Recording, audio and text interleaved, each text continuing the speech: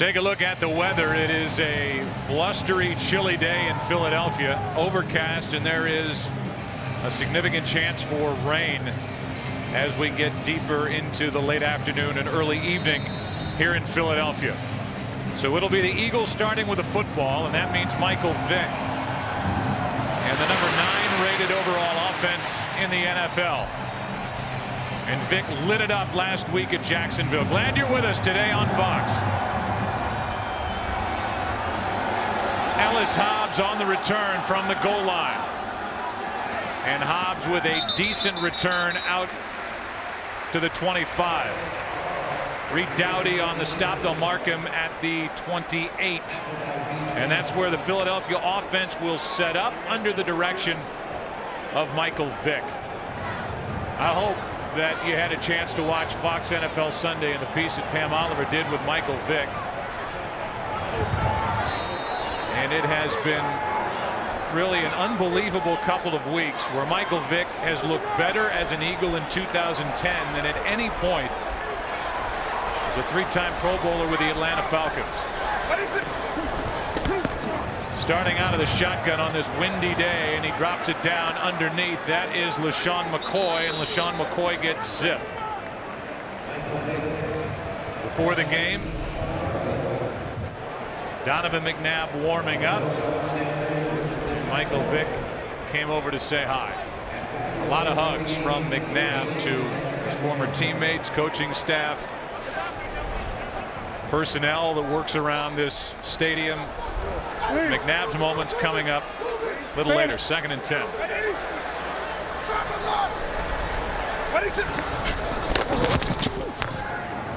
Underneath, this is McCoy. A little room to maneuver, and LaShawn McCoy is knocked down inches shy of the 35-yard line, a gain of 7. McIntosh on the stop. And we look at this defense, Troy, and the question is, do they have the personnel to be a 3-4 defense? And the guy who's not starting at outside linebacker is Andre Carter. Instead, it's Lorenzo Alexander. Well, the answer to that question is probably no, not at least at this time. But you know, a defense that Mike Shanahan believes in, that's why Jim Haslett is here as the defensive coordinator, and that's the scheme they're going to stick with. On 3rd down, Vick stays upright, strings out the play, and then throws it away, and it's a good start for this Washington defense. It's a 3-and-out.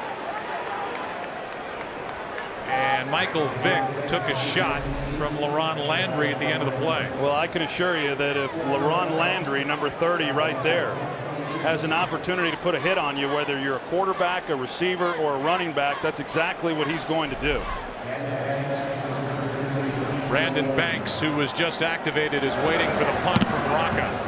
And Rocca hits a line drive. A boomer back to the 10. Banks with some room. Welcome to the Redskins for Brandon Banks, who is down inside the 40, and a terrific start to this game for the Washington Redskins. 51-yard punt return by Brandon Banks. And here comes McNabb.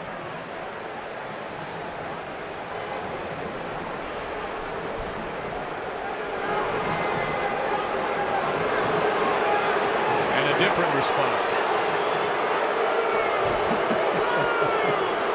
I thought we saw the great ovation he got when he was introduced. I thought it would extend to the first offensive series, but I guess not. The love is gone.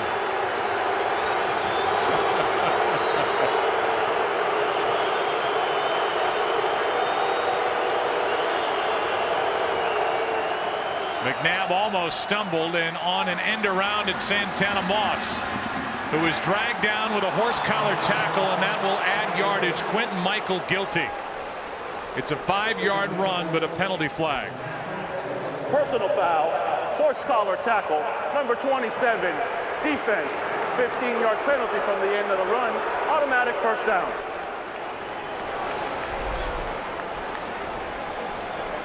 In order for it to be a penalty, you have to drag the player all the way to the ground, which is what Quentin Michael did.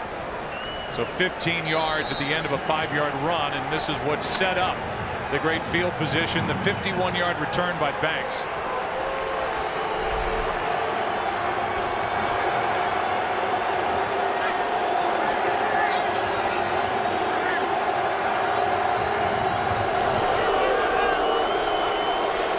Redskins have been terrible in the red zone, which is where they are now, and they hand it to Clinton Portis, who lowers his shoulder into Ellis Hobbs, a gain of 7. A lot of discussion last week on Clinton Portis and what exactly his health was. He went down in last week's game against the St. Louis Rams on a nice run, really, and no one within about 3 to 4 yards of him, and he took a dive himself, and no one was really able to explain that. It was odd to me because this is one of the toughest running backs. I guess he does have a hand injury, and he'll be playing today until he gets tired, and I guess he is now tired, and that's why he's on the sideline. And that means that Terrain gets it, and Ryan Terrain is in for the touchdown.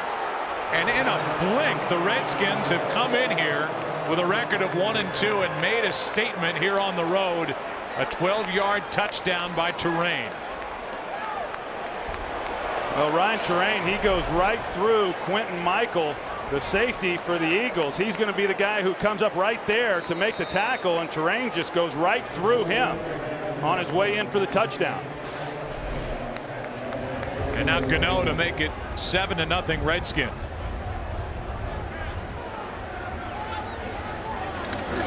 Low snap, good hold. That was Bidwell who saved a bad snap. So they cheered McNabb.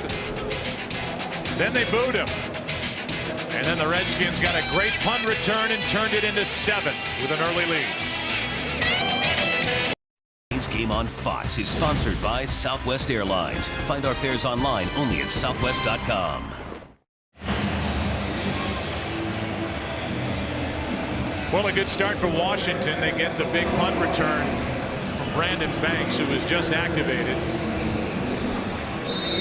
They set up inside the red zone. They came in having just scored 2 touchdowns in 9 trips, tied with Pittsburgh for the worst in the NFL in touchdown percentage in the red zone, and they get a score on a 12-yard carry from Ryan Terrain, a guy who had played in only 2 games prior to last week in St. Louis when he was with the Denver Broncos and Mike Shanahan back in 2008. Now, 15 career carries is all he had prior to last week's game. The big concern with him, Mike Shanahan feels that he's got great upside. It's just a matter of whether or not he can stay healthy. Jorick Calvin is waiting deep for it. First it was Hobbs, now it's Calvin, and he will try and take it out. And he just gets smacked. Lorenzo Alexander, who gets a start at the end of a 20-yard kick return by Jorick Calvin. Let's listen back on the touchdown.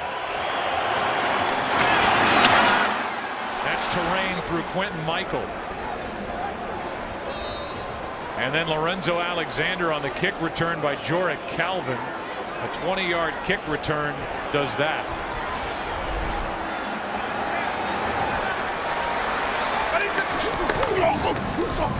Vick keeps it like a collegiate play, and Michael Vick has the first Eagles first down of the day. 13-yard carry out to the 30-yard line. Well, Brian Arakpo, he's in a perfect position to make the play there on Michael Vick, but that's the challenge. Even when you maintain your assignment, you're in a great defensive position to make a play. He's elusive, and he picks up a nice yardage there.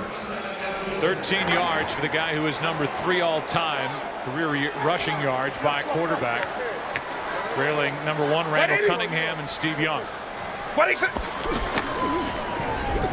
This time the handoff is made, and carrying it out across the 30 is Mike Bell. A gain of 2. Let's go to Kurt Menefee for a game break. It's another former Eagle playing hero now in Denver. Terrell Buckhalter, with a minute and a half left, gets the game-winning touchdown from Kyle Orton, and Denver knocks off the Titans 26-20 in thrilling fashion. Joe Troy and Pan. All right, Kurt, so both teams will leave that game 2-2. And here it's 1-2 Washington against 2-1 Philly.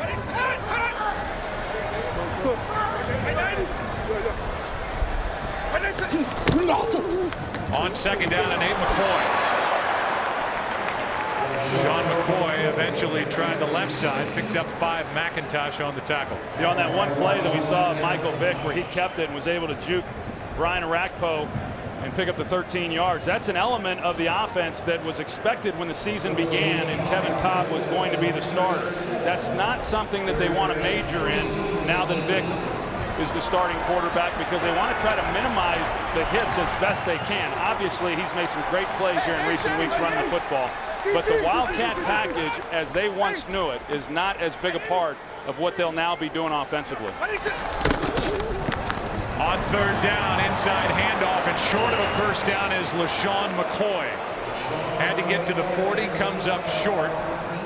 And after getting that first down for Michael Vick, the punt team comes on for Philadelphia. Well, those are two good defensive stops right there for Washington, because that's been their problem all season long, is Jim Haslett's group has just been unable to get off the field on third down. First drive, 3 passes by Philadelphia. This one, 4 runs. And now a punt. Banks is ready for another drive. 51 yards, his first crack at it from inside the 10. Brandon Banks is tripped up as he crosses the 20. We'll take a break, come back. Donovan McNabb, a much longer field to navigate with his Redskins on the road, up 7. Today's game on Fox is sponsored by Budweiser. Great times are waiting. Grab some buds. Today's aerial coverage is brought to you by DirecTV. Trying to keep that thing steady up on a windy day here in Philadelphia with rain moving in. 7-0 Redskins starting at their own 22. Handoff is to Portis. Good blocking out in front of him, and Clinton Portis picks up 7. The guy at quarterback, Donovan McNabb, wore number 5 in Philadelphia, now does so with the Redskins, and you wonder about the skill position players. At least another threat opposite Santana Moss. Right now the Redskins don't have it. There's the offensive line with Stephon Heyer getting the start at left tackle in place of the injured first-round pick Trent Williams. 2nd and 3. Blitz coming from Philadelphia. Redskins run it to the other side, and Clinton Portis is out across the 40. And Troy, with all the talk about Michael Vick so far this season, it's been Vick, Vick, Vick. The question I would have is, how good is the Philadelphia defense here after 3+ weeks of the season? Well, that is a big question. It still is. And after last week's performance, which was pretty dominant against what was a pretty average offensive team in Jacksonville, we still don't have an answer, really. The one good offense that we know they faced was week 1 against the Packers. Here's the first pass for McNabb, and he has a man wide open, and he misses Fred Davis.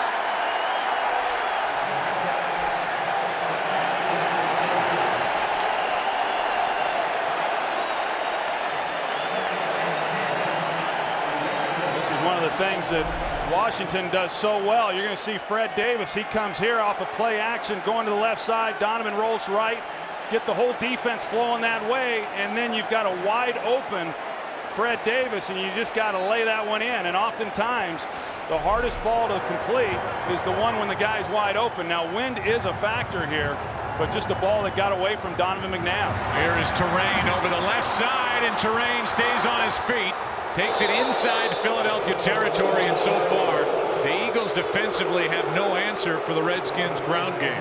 Well, the Redskins create a lot of problems offensively because of their scheme. They run the zone blocking scheme. They do a good job with the running backs getting in behind that.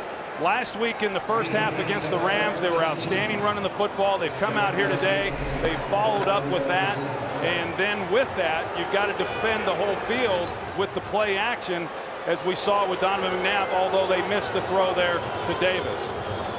Here's Portis. This time Philly plays it well, and it's Trent Cole who makes the play. Prior to that, carry by Portis, who lost 3. The Redskins had carried it for 55 yards, an average of over 9 yards per carry, and that's what you expect when you see a Mike Shanahan coach team. Yeah, I mean, if they're going to run this offense that Mike Shanahan and his son, the offensive coordinator, Kyle Shanahan, want to run, it starts with their ability to run the football. And once they get that going, like we have seen already here in the early going, it opens up a lot of things then off the play action. Right at midfield, second down and 13. Set up a screen. Portis makes a couple of guys miss. Good play by Clinton. Portis still going. Poor tackling and a first down for Washington. Kurt Coleman on the stop, 14 yards, and the crowd is booing, not Donovan McNabb. They're booing the Eagles defense. Well, Jaquay Parker, he comes in, he's got a shot at him right there, and he's just unable to make a tackle. And Clinton Portis expecting to go down. You see him protect the football, thinking that he's going to go to the ground, but he's able to come through that one. And another nice pickup. McNabb has missed on the one deep throw. He missed a lot of open receivers in his time here in Philadelphia. That was more the reaction from the Eagles fans here as they keep it on the ground. Why not? Ryan Terrain carries it, and this time it's well played by the left side of the Eagles defense. No gain. You know, I think coming into this game, Joe, for Donovan McNabb, obviously an emotional week. He downplayed that all week long, wasn't sure what his emotions would be, but yet you know that he wants to play well in this game. And so with that, getting off to a good start early was going to be extremely important. Now, it hasn't been what he has done. He missed on a wide open guy who maybe scores a touchdown, but the fact that the offensive line and these running backs are doing what they're doing, it's allowing Donovan to settle in. Now they try the left side with Terrain, trying to get to the edge. And Terrain picks up 5. Third down and 5 for Washington. I got to tell you, Joe, I'm a little surprised by how much we have seen already of Ryan Terrain. I know in our visit with Mike Shanahan on Friday, he said Clinton Portis is my guy. Even though Terrain came in the second half last week, that was primarily because of the hand injury to Portis. And I figured that Portis was going to get a bulk of the carries, but they've done a nice job of splitting that right now between those two. First third down for the Redskins. Worst in the NFL. Third down percentage. This is Cooley. Touchdown Washington, and a perfect throw from McNabb. He missed a wide open Fred Davis, but he laid it in perfectly to Chris Cooley for Cooley's second touchdown of the season. Well, Cooley just comes straight off the ball. He's going to be on a seam route, and the guy who's got to carry that is Stuart Bradley. And he just is unable to get to him. And Mike Shanahan said this week, hey, as quarterbacks, you make your money on third down. Well, good payday right there for Donovan McNabb. This to make it 14-0.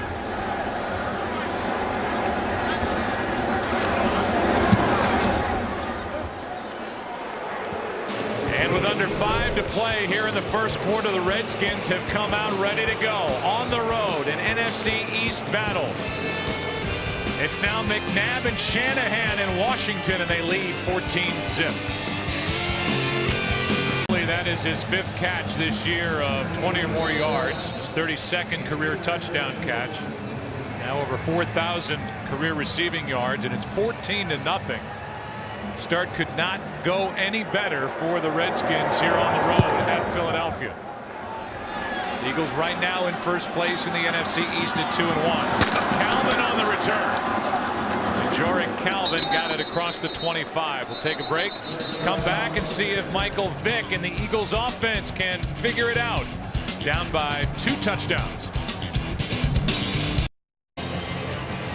We ask you to support the NFL's A Crucial Catch breast cancer awareness campaign by bidding on authentic Game Day NFL Pink products and experiences at NFL.com/auction. Proceeds benefit the American Cancer Society.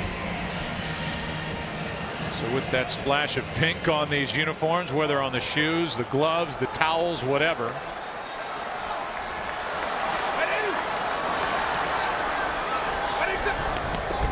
Here is Vick out of the shotgun over the middle. Pass is complete. Catch is made by Avant. McIntosh on the stop, and we go back to the touchdown. Yeah, first you're going to see Nate Allen here. He's on the blitz, but watch Stuart Bradley. He's communicating to Quentin Michael, and because of that communication, it causes him to react just a step slower than he otherwise would have, and a step that he could have used, obviously, because Chris Cooley was able to get right in behind them.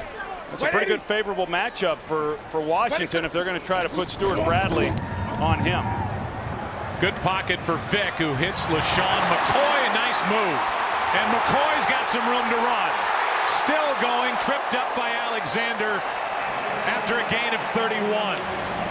Went right around London Fletcher and turned that into a big Philadelphia play. That's just a good job of Michael Vick. First of all, knowing where he has to go with the football, and then it's all LeSean McCoy. And Lorenzo Alexander, what great hustle on his part, continuing with the play and then saving a touchdown. DeSean Jackson getting in the action, and you see a lot of that from these Eagle wide receivers helping out with these running backs once they get the ball and break contain. That's LeSean McCoy in motion. Vick was looking his way and now slings it to DeSean Jackson.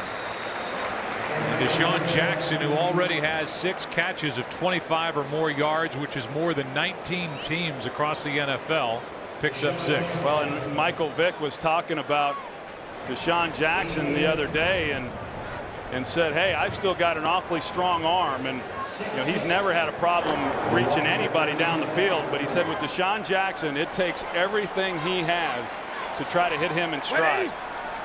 Week in and week out, DeSean Jackson's the fastest player on the field. Second down and 4. Vick flushed out, and now we'll try and get to the edge. Depends on the spot. And they're going to mark him a yard shy of a first down. Picked up 3. That's the element, Joe, of course, that we've seen for a number of years from Michael Vick. But what has gotten everybody's attention here over the last 2.5 games has been his ability to throw the football. And I don't know that a lot has really changed. I know that in watching him, and then more importantly in talking with him, he's just become a student of the game, and he knows this offense, and he knows where the open receivers are, so he's not as inclined to just tuck it and run when he sees the first guy covered.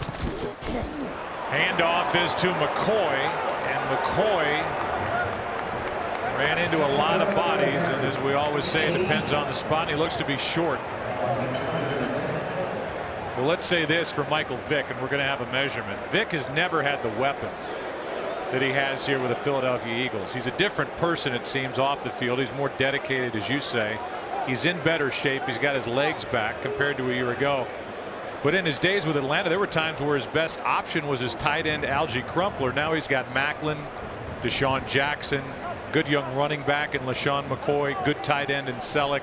It's a different situation. I would agree, and I think that you look at most young quarterbacks when they come into the league, no matter if they're runners or not. I know this was the case with me, that if your first option's not there because you're not real familiar with the offense, you are going to be more inclined to run.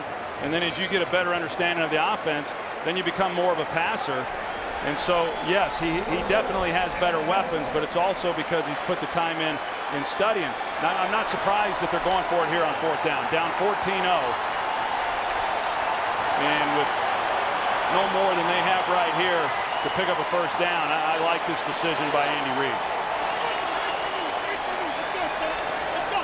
4-man front for Washington defensively. A pass on a 46-yard try.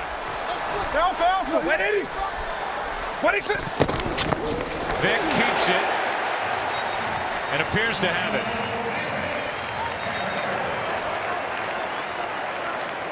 You can see the far officials say it's a first down with his left arm. And with where his foot is, that's a first down Philadelphia and a conversion on 4th down. But Alberto Riverone's going to call the chains out anyway. There wasn't a lot of push. Michael Vick's going to get it. He starts to his right. Just tries to get in behind Max Gene Gillis, the right guard, along with Mike McGlynn, their center. And I thought he picked it up, and he did.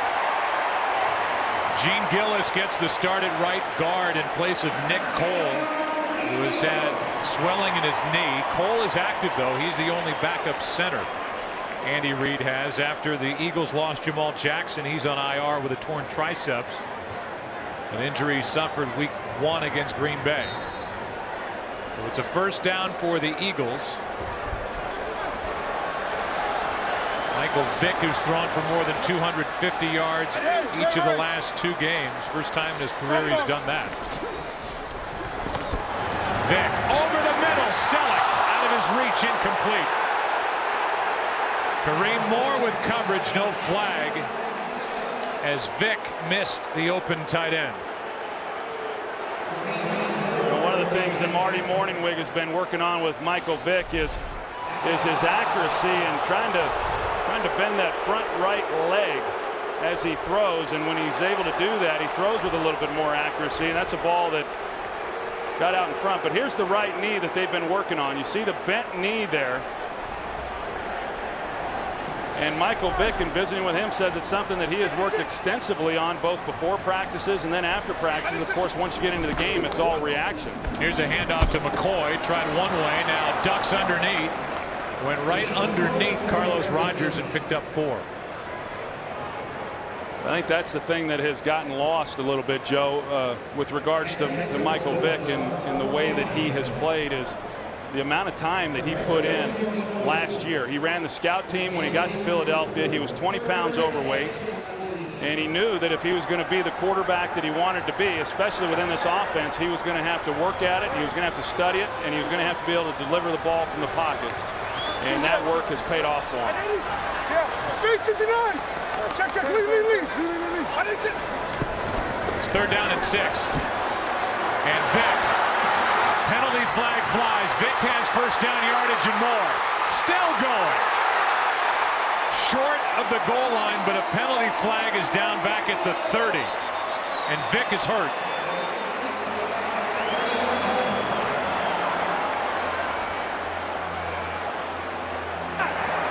Holding, number 62.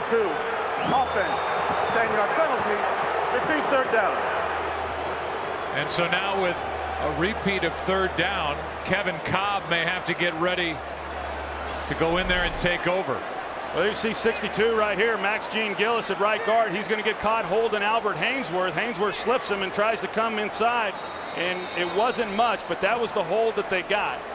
And then at the tail end of this play is when Vick gets just sandwiched between 2 guys. It was Moore and D'Angelo Hall, and as they came together, Vick went down. They check on Vick, who's on his knee at the 20. Well, Michael Vick is still in serious pain over on the sideline. A nice ovation for Kevin Cobb as he just went into the huddle. And he's faced with 3rd and 16 and his team down by 14 points. Check, lead. Go. Cobb buys a little time, hits Avant, and Jason Avant is knocked down at the 31, a gain of just 3 as the first quarter expires. Here's the hit on Michael Vick. Kareem Moore, D'Angelo Hall. And this may be Kevin Cobb's team again. Here in week 4, end of the first quarter, back after this from your local Fox station. They still look at Vick. Meanwhile, this will be the first field goal attempt for David Akers since week 1. He's 2 for 2 as a Pro Bowler last year. 49-yard try. Good snap, good hold, and fighting the wind, David Akers drills it. 14-3. Plenty to talk about with this quarterback situation here today. Back after this. Today's game is sponsored by Coors Light, the new Silver Bullet aluminum pint from Coors Light, official beer sponsor of the NFL. By Lowe's. Lowe's, let's build something together. And by Cadillac, the new standard of the world.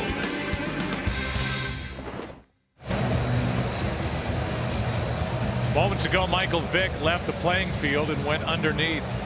He would assume for x-rays.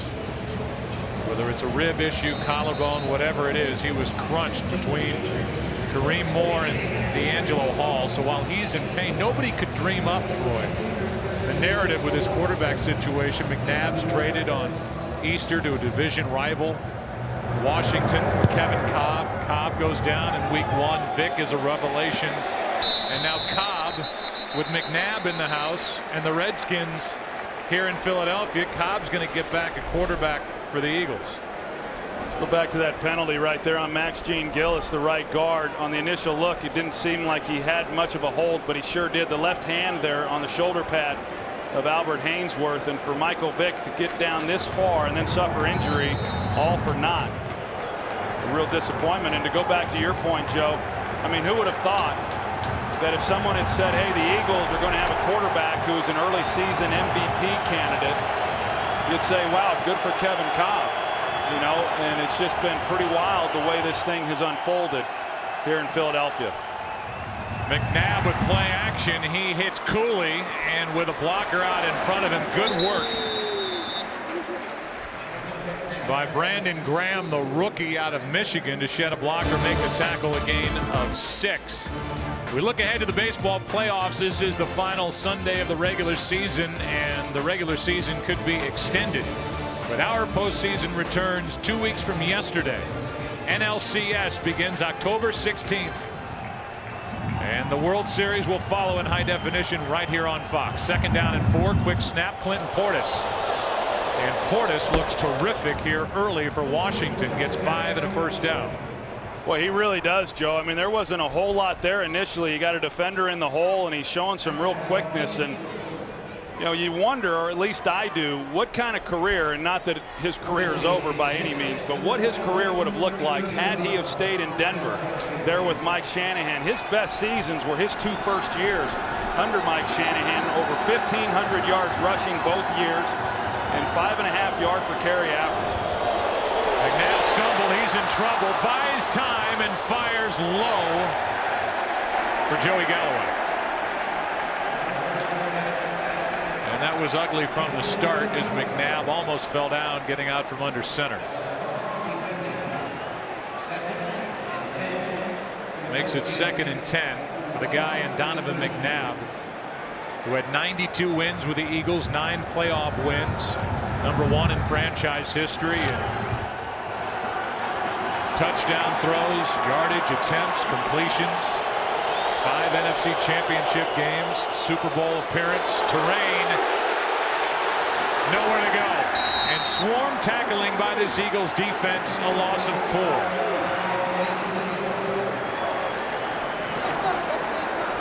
Well, that's exactly what they needed out of the Philadelphia Eagles defense. And you see Sean McDermott, the defensive coordinator, and you know, this is a group that is just now beginning to come together. A few new pieces there on that side of the ball. Ernie Sims comes in as a free agent. Of course, Nate Allen on the back end as a rookie. Brandon Graham, another top pick for them. And last week they showed some great signs of coming together as a unit.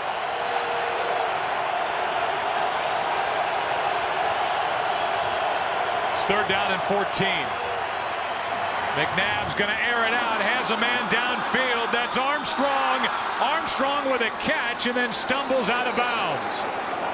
But how about the completion to Anthony Armstrong on 3rd down and 14 of 56 yards.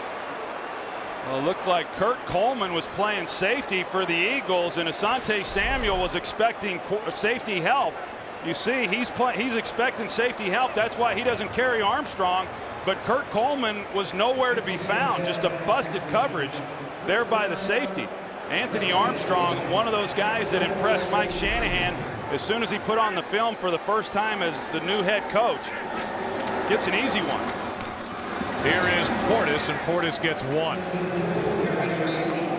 So a 3rd down and 14, and it's Anthony Armstrong, who's in his first year, still bothered by a sore groin, and Anthony Armstrong went 56 yards to set up a first down at the 15.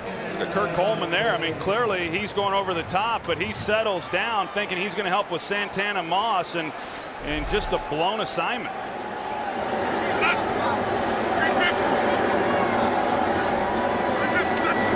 Now 2nd and 9. Screen for Clinton Portis. Blockers in front. Portis sets up 1st and goal from the 3. A gain of 12, and the Redskins are 3 yards away from their 3rd touchdown of this first half. An Eagles offense, rather a Redskin offense, that had gone down the field for only 4 touchdown drives in 33 possessions coming into this game.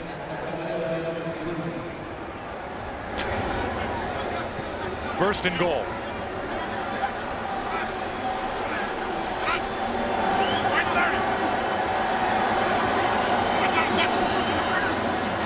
Banks gets it on a toss and is tripped up. A penalty flag comes in. No gain on the play. Flag was thrown right into the middle of the action. It's a hold.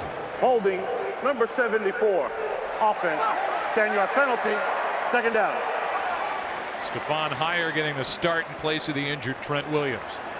Yeah, making his second consecutive start. Trent Williams and there at left tackle, and there's the grab right there with the you saw him, he tripped Darryl Tapp there. But for an offense that has been struggling here in recent weeks to be able to move the ball and put the points up like they have here today has been pretty impressive. Portis at the top of the screen. That was the first Redskin penalty of the day. Here's Banks again. And a penalty flag again is thrown. First guy there was Joselio Hansen. Darryl Tapp out there to clean up, and a loss of 5 on the play.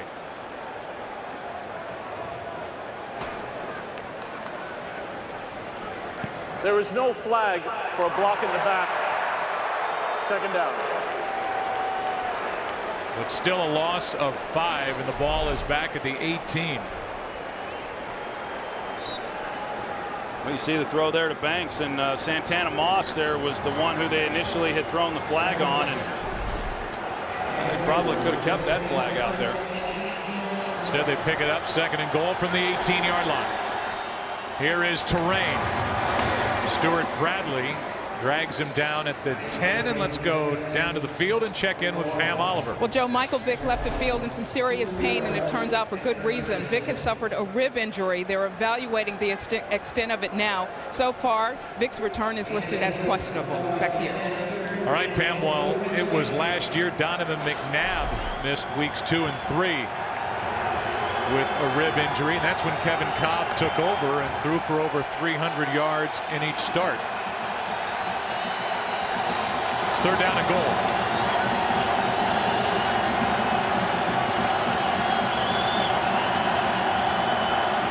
McNabb, little pump fake, and dragged down from behind in the play made by Tapp.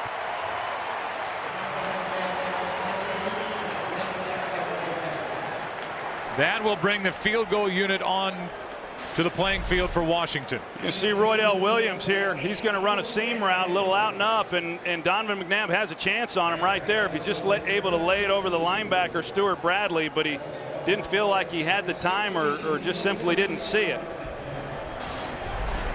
And now a 26-yard try by Gano. High snap, good hold. And it's a 14-point game again. Redskins add to their lead. They got the 56-yarder to Anthony Armstrong and come away with only 3.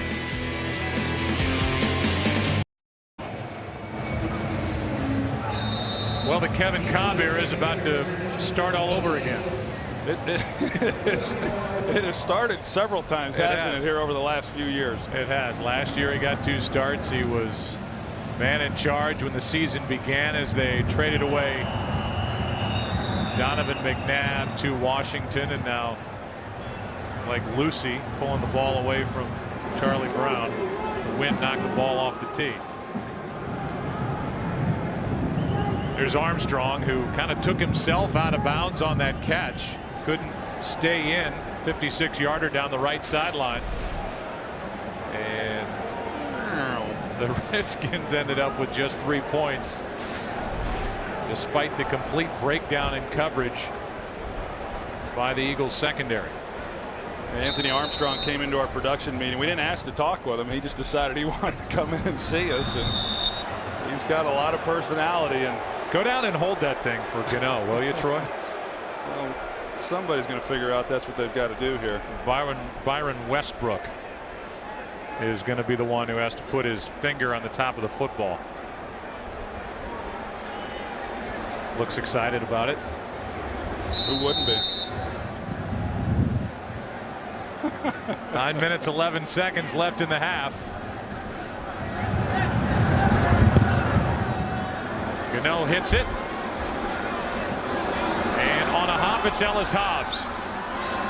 On the return, crossing the 20 and out near the 25. Armstrong on the tackle. The effect of the wind. It's windy down on that field. 21-yard return by Hobbs. Eagles have it down 14. Today's game is sponsored by Chevrolet. Every model is backed by a 100,000-mile, 5-year powertrain limited warranty. Aerial coverage is brought to you by DirecTV. And just around the block, playoff baseball will start this week for the Philadelphia Phillies. Top team in the National League, and here are the early game headliners. The day for Aaron Rodgers and a win. It was not easy at home over Detroit. Tomlinson's not finished. A big day for the Jets, and T.O. 222 yards and a loss. Cobb drops the snap and now has it batted in the air, and that was just plain ugly. Speaking of just plain ugly, here we are in the booth. It's now 2nd down and 10. Now we get to see Kevin Cobb. You and I were here week 1 waiting to see how Cobb would play against the Green Bay Packers, and now it's right back in his lap today. Yeah, and how about if you're Jim Haslett? I mean, you've got to be the happiest guy in the stadium right now, knowing that you don't have to defend Michael Vick. Here's a handoff to LaShawn McCoy, and this crowd is getting restless. Here's a game break. Here's Kurt Menefee. And here are the San Diego Chargers taking the lead against Arizona. Mike Tolbert 5 yards out and leapfrogging in the process. It's 14-7 Chargers on top. Tolbert, my kind of running back, 5'9", 243 pounds. Joe Troy Pam. All right, Kurt. Well, Kevin Cobb last week was on the sideline watching Michael Vick light up the Jacksonville Jaguars. He said it was tough to watch.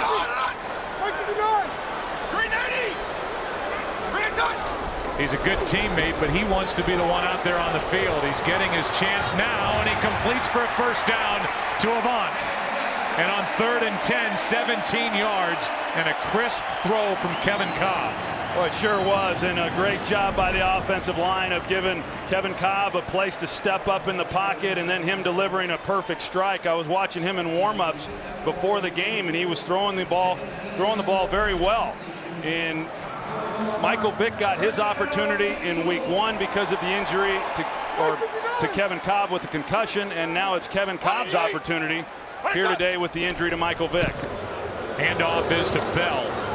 And Mike Bell, who has not done much as the backup to McCoy, picks up only 1. And I talk about Jim Haslett as defensive coordinator, and now what Washington is able to do defensively is entirely different. I mean, when you're no longer worried about the threat that Michael Vick presents as a runner, now these defensive linemen, they're able to pin their ears back and come after the quarterback on passing downs, and I think you'll see a lot more coverage now than what you would have seen with Michael Vick at the helm. On 2nd down and 9, good pocket for Cobb. He comes underneath and completes. That's his fullback Schmidt. Breaks a tackle, went right through Buchanan, and picked up 13 yards and a first down. This offensive line does a nice job. Watch this side right here. Max Gene Gillis along with Winston Justice, they form a nice pocket there along with the left side Jason Peters, and you know, if they can give Kevin Cobb that kind of protection and allow him to kind of settle in right now and find receivers without being rushed, I think we'll see Kevin Cobb have himself a heck of a day. They do an end around. It's Deshaun Jackson. And D'Angelo Hall does a nice job, makes the play a gain of only 1. Tomorrow on an all-new house, time is running out for a desperate woman, and the team has only one chance to uncover the truth. It's an intense race against the clock with an ending that will leave you stunned. An all-new house tomorrow at 8 Eastern, 7 Central here on Fox. That was one of the worst runs I've ever seen from Deshaun Jackson. he had a decent blocker out there, and he just ran right into it. That was the tackling prowess of D'Angelo Hall that made that play happen. Well, D'Angelo Hall, he will come up and make a tackle. 2nd down and 9. Cobb underneath. It's Schmidt again. And the fullback who has taken the place, Troy, of the injured Leonard Weaver a really good fullback and a Pro Bowler from a year ago, has made an instant impact in this offense. Yeah, the same Leonard Weaver who was the team's number 71. Offense. 10-yard penalty. Repeat second down. That surprised Jason Peters, who's guilty of a hold. Well, let's see if he did. It's Brian Arakpo that he's having to try to block. Got him with the left hand. So a good call against Jason Peters, and that eliminates the reception by Owen Schmidt. Well, a couple costly penalties right here. Of course, the one on Max Gene Gillis when Vick goes down, and then after a nice gain there by Schmidt, they get Peters. 88. What is that? On 2nd and 18, it's a screen from McCoy, has some room, and LaShawn McCoy is wrestled down right at the marker. 17 yards.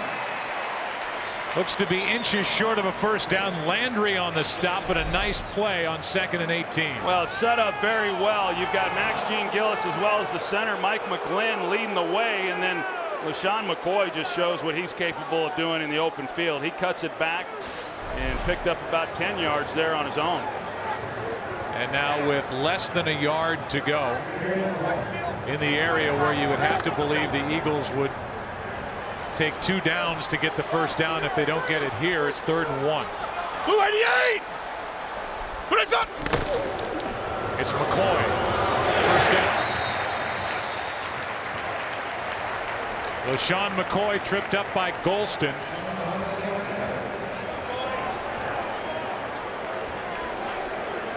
And that is a first down for the Philadelphia Eagles.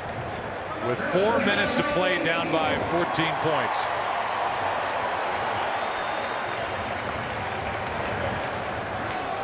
Like 5'9".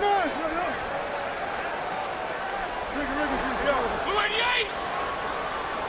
What is that? Here's McCoy. Nice move. LaShawn McCoy showing what he can do. Down inside the 21, a gain of 13. The Eagles do a nice job. They run a double stack, 2 receivers on each side, and LaShawn McCoy is going to come out of the backfield just on an angle route.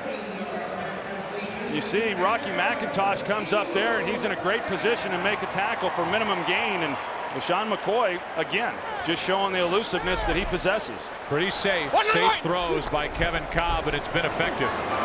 Here's McCoy right side, and a good play is made by London Fletcher. A gain of 4. I just think LaShawn McCoy, who last year was able to come in and really have a nice rookie season. And then he has followed that up by improving in his pass protections, and they're involving him a little bit more as a receiver.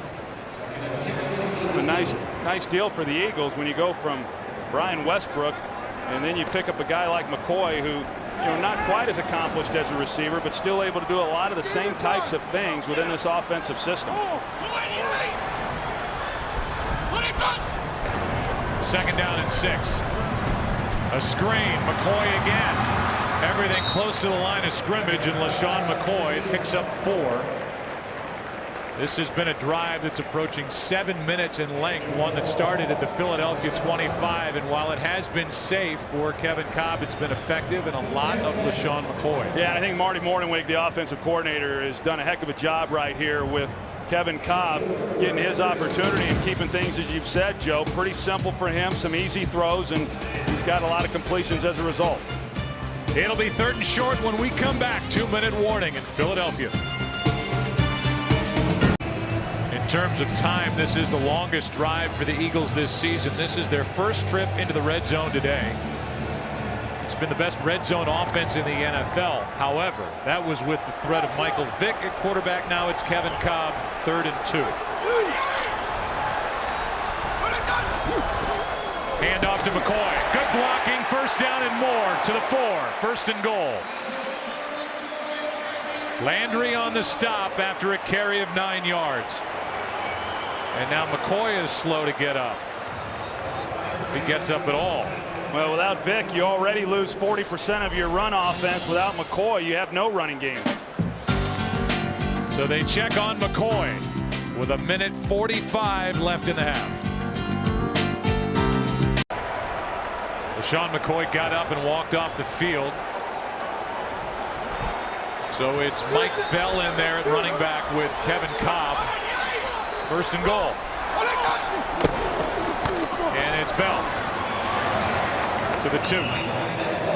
First guy there, Rocky McIntosh. You know, you look at this drive, Joe, and talk about how many plays. That was the 13th play on this drive. Shouldn't be surprised by it.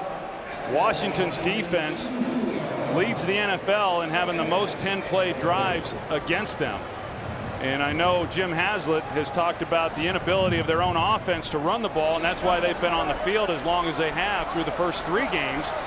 But they've not stopped people as well. The Eagles have converted 3 of 3 here on this drive on 3rd down. They fake the end around, looking for Selleck. It's not there.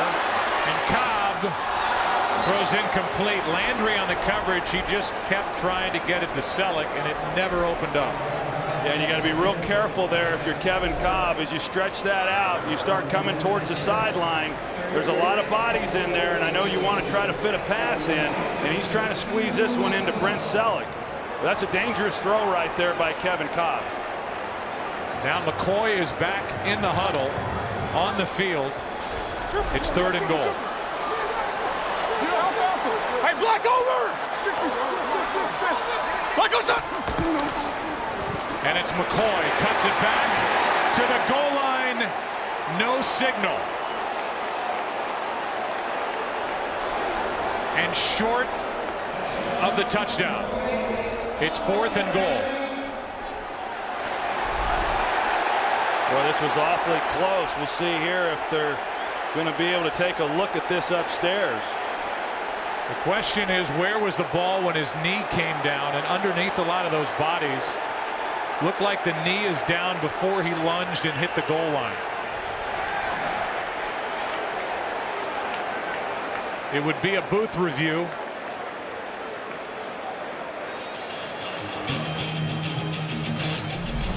And that's what we're in, a booth review to see if McCoy got in. We'll get the call when we come back.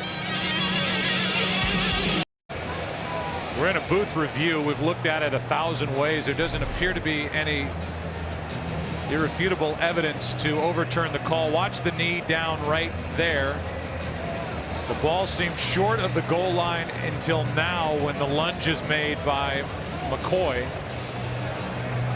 And again, they'd have to see something definitive to overturn the call on the field. So then if it becomes 4th and goal from less than a foot out, I would expect the Eagles just to try and plow it in there. Well, I would too. I mean, you get down in this position and you're down 17-3, that you're going to go for it and try to make this a 17-10 ball game.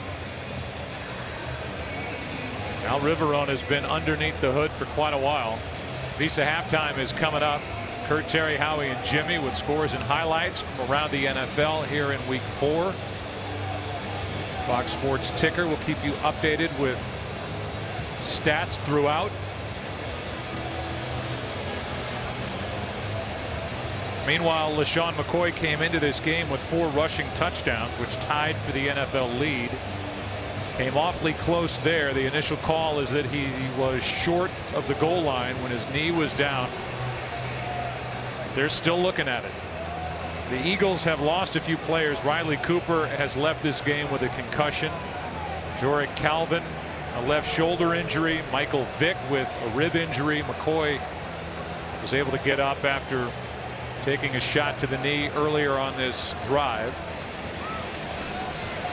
Still no call from Alberto Riverone. You remember the last time we were here, the Eagles lost their fullback Leonard Weaver. They lost their center Jamal Jackson Week 1. That was the same week that Bradley went down with a concussion, and obviously Kevin Cobb, which opened the gate for Michael Vick to show everybody a new and improved quarterback, showing patience, still having those great legs that he got back after last season, and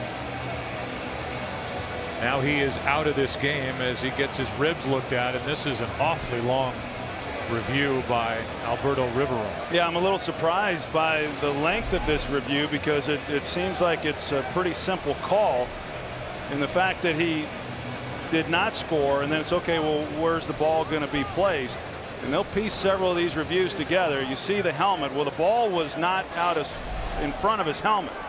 So it's pretty obvious from that standpoint that because his helmet had not yet broken the plane when his knee went down, that therefore the ball had not either. The ruling on the field stands. It will be 4th down. So it's 4th down, and the decision from Andy Reid, down by 14 points with 30 seconds left in the half. Well, there's been a lot of discussion on the Eagles sideline, a lot of personnel around Andy Reid and Marty Morningwig while the review was taking place. And they're going to go for it, it appears. I think they were just trying to keep from tipping their hand there to the Redskins as far as what their intentions were if it was ruled a non-touchdown.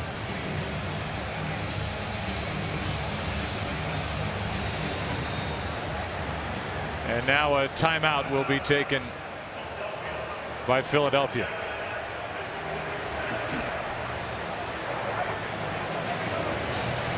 You can see Andy Reid say, why did you move it back? And so in this game, let's look at it from Washington's standpoint.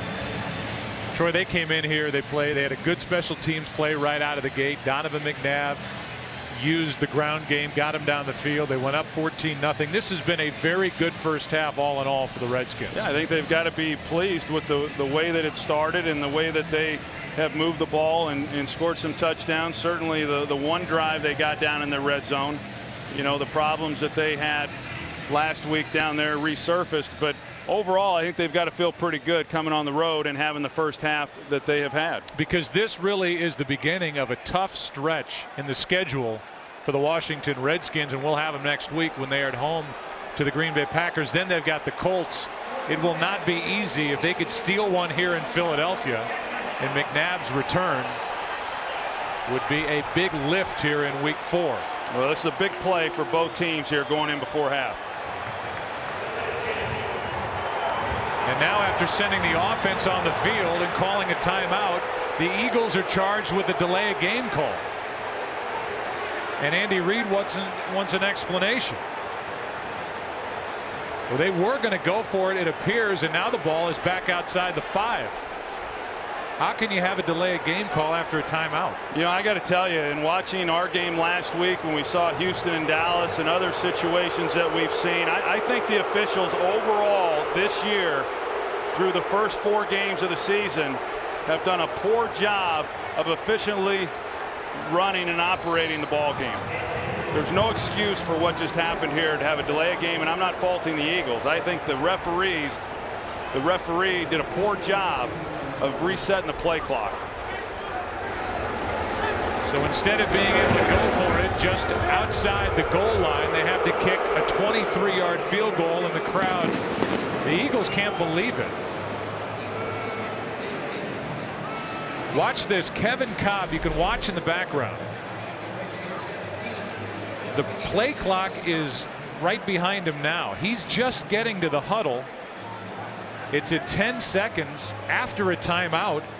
They're going for it on 4th and goal from just outside the 1. McNabb, the play clock went to 0. The question is, how was the play clock handled and when was it reset after the timeout? It's been happening throughout the league, Joe. It's a real problem. And as a quarterback, you know that once they make the ruling that it was not a touchdown, we saw Andy Reid asking them at that time, he was saying, why was the ball moved back? Well, that question has to be answered before you can call play. And yet they began the play clock. And it makes no sense. And oftentimes, you know, they give the offense the benefit of the doubt to where when the quarterback then does re-enter into the game, as we saw Kevin Cobb, that they'll up it back up to 25 seconds.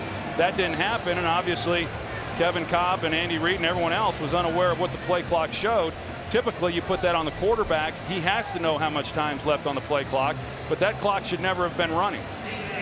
They were in a position where they had just called a timeout, so they were unable to call consecutive timeouts as they saw the play clock winding down. Again, it gets back to when it was reset, and I would say with where Cobb was coming off the sideline after a timeout, that was poorly handled by this officiating crew, as you said.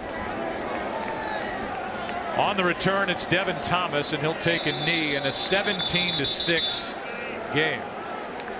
19 seconds remaining, and this crowd, I think, is stunned at what just transpired on 4th and goal from just outside the goal line, and so is Andy Reid, and he's more talking, Troy, about them moving the ball back. Mike Pereira is with us. That had an odd feel to it, Mike, on that 4th and goal. Yeah, just remember though that what you're looking at is a 30-second timeout, and you don't wait for players to come back in. It's their responsibility to get in. So at 30 seconds, that's when you chop the clock. That's no different than any other timeout. So the responsibility is on the team to know they got to be on the field. So after the 30-second timeout, the play clock expires. They can't go for it on 4th and goal. They have to kick a field goal in here at the half. It's a 17-6 game.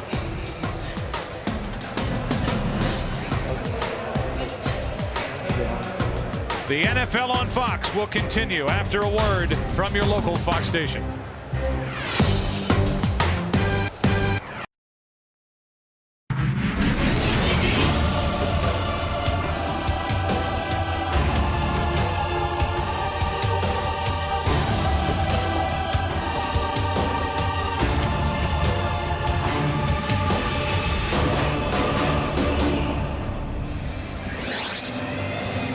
(17-6) for the visiting Washington Redskins, who outside of that kneel down at the end of the half scored every time they had the ball.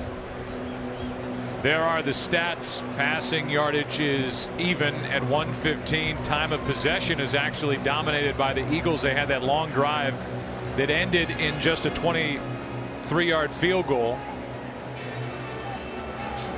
And there was a lot said about that 4th and goal, then the play clock expiring. I know Jimmy Johnson weighed in on it. We heard from Mike Pereira.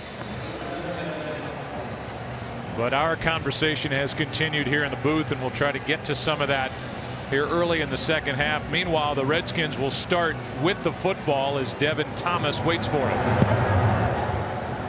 Line drive, and Thomas, after a juggle, takes it from the goal line. And Devin Thomas can't make the 25. Good play downfield by Omar Gaither.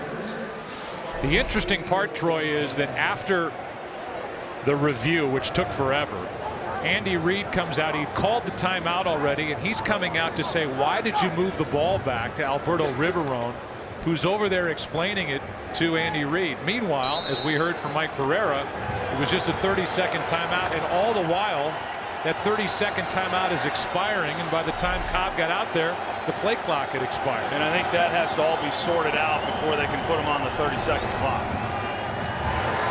McNabb rolls out. They've done this a lot this season, and McNabb was awfully close to being across the line of scrimmage. It's just an incomplete pass as he was pressured by the rookie Brandon Graham. I mean, to go back to that point, Joe, to me, to call a timeout and then try to figure out where the ball is. Andy Reid wants to know where the ball was placed. You can't call a play until you know the answer to that. So then to be on the clock makes no sense, and at some point common sense has got to come into play. Here is Portis, and Clinton Portis carries it across the 30 to carry the conversation, Troy, now into the game. If you're Philadelphia, you have not shown at all that you're able to stop the ground game of the Redskins, which to this point has been not good at all, as Clinton Portis now limps off. By this point, I mean through 3 weeks, this was the 28th ranked rushing offense in the NFL. It's 3rd and 2. And Mike Shanahan and Kyle Shanahan, I mean, as long as they are able to run the ball the way they have, then they're going to continue to do that, and then it'll open up some of the things that they want to do and have done within their passing game. Timeout taken before the 3rd and 2 by the Redskins. Today's game on Fox is sponsored by Southwest Airlines. Find our fares online only at southwest.com. By How to Train Your Dragon on DVD and Blu-ray Friday, October 15th. By the new 2011 Lexus IS, wheeled precision. And by Budweiser. Great times are waiting. Grab some buds. Well, the Redskins called timeout, I think primarily to get Clinton Portis back in the huddle and on the field. Portis, there's his day, 7 carries, 37 yards, a touchdown for Cooley. 6 for 9 for McNabb. It's 3rd and 2. Redskins up 11. Quick setup and throw, and the pass broken up. Good play by Ellis Hobbs. But a flag is down where Donovan McNabb is down. Personal foul. Roughing the passer. Number 50. Defense. 15-yard penalty. Automatic first down. That's Ernie Sims. Ernie Sims comes in on a blitz, untouched, right off the edge. And man, it looked like he hit him and actually tried to hold him up. At the time that it happened, I didn't see anything that warranted a flag, and still didn't, even with the benefit of replay. I thought he came in and put a hit on him, but nothing vicious. He didn't launch himself, and actually tried to hold Donovan up and keep him from going to the ground after initial contact. Instead of a hold on 3rd down, it's a penalty against the Eagles defense, and now Portis right up the middle for 11 yards down to the field, and Pam Oliver. Well, Joe, just an update on Michael Vick. He remains in the locker room and will not come out. He's definitely done for the day. The team has added a chest injury to go along with the rib injury we reported earlier. No word yet on the seriousness of either of those. Back to you. All right, meanwhile, it's an Eagles defense that is not stopping the Redskins running game at all. The Redskins came into this game ready to pound, and they are doing it up front against this Eagles squad. Now the Redskins are left with 1 timeout as they have to spend their second, and we're not even a minute and a half in to the second half.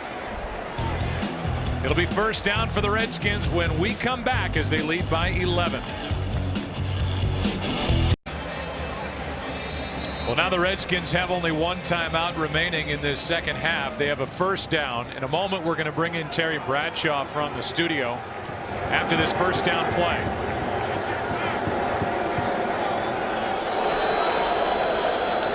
Here is Portis, and this time the Eagles defense stands up to the challenge. Parker on the tackle, a gain of 1. Terry Bradshaw, we already thank you for your time here today, and we're not going to make this kind of an interview. Just jump in whenever you want to make a comment about what we're seeing here. This has been kind of a surprising development so far in this game in Philly. Yeah, I mean, it was surprising, Joe, just when the game started, when McNabb came out and got a standing ovation. That was a shocker right there. And since then, Michael Vick has been lost to the Eagles with a rib injury. Now a chest injury also reported. Not a lot through the air from McNabb, and he almost threw an interception to Quentin Michael. Yeah, I'm not sure exactly what Donovan saw on that play. There was a safety over the top and really nowhere to go with the ball. But he tried to fit one in there anyway. Surprisingly, that was just McNabb's 10th pass here of this game because they've run the ball so well. And don't you find that kind of surprising, Troy? Because this is a football team that really has, in my opinion, hasn't been able to run the football that well at all. They've given up on it early, primarily just throwing the football. Yeah, and I think that's why it's helped them so much is their ability to run the ball. And I think as this second half unfolds, we're going to see some more of the play action, some of the stuff like what we saw McNabb miss Fred Davis on there in that first quarter. It's 3rd down and 9.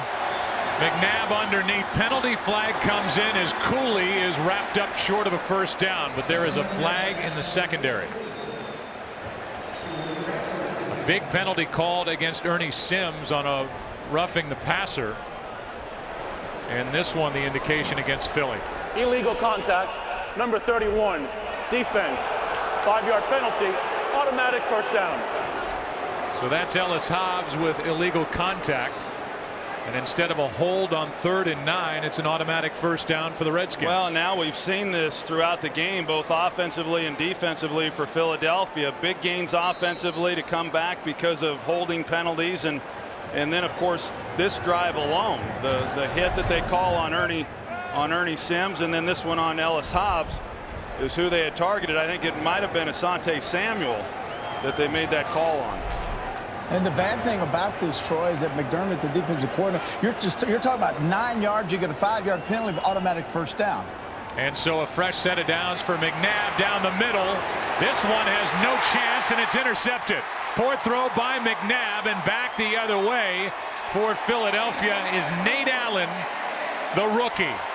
That's his third interception, and Nate Allen is the young player that the Eagles got in the draft with a pick they got from the Redskins when they traded McNabb. Terry, we saw it a little bit earlier a few plays ago when he tried fitting one into coverage, and now you're going to see Donovan McNabb, and I don't know what he was thinking on this play. There's nobody in the area except for Fred Davis, but Fred Davis ran a curl route, and even if he had run a go route, he wouldn't have been anywhere near where that ball was thrown. Yeah, exactly, Troy. The only thing you could imagine was he felt the pressure coming in from the right-hand side. But if you do that, either pull it down and run with it or just throw it away. But I don't imagine there was a busted route. It was a bad decision.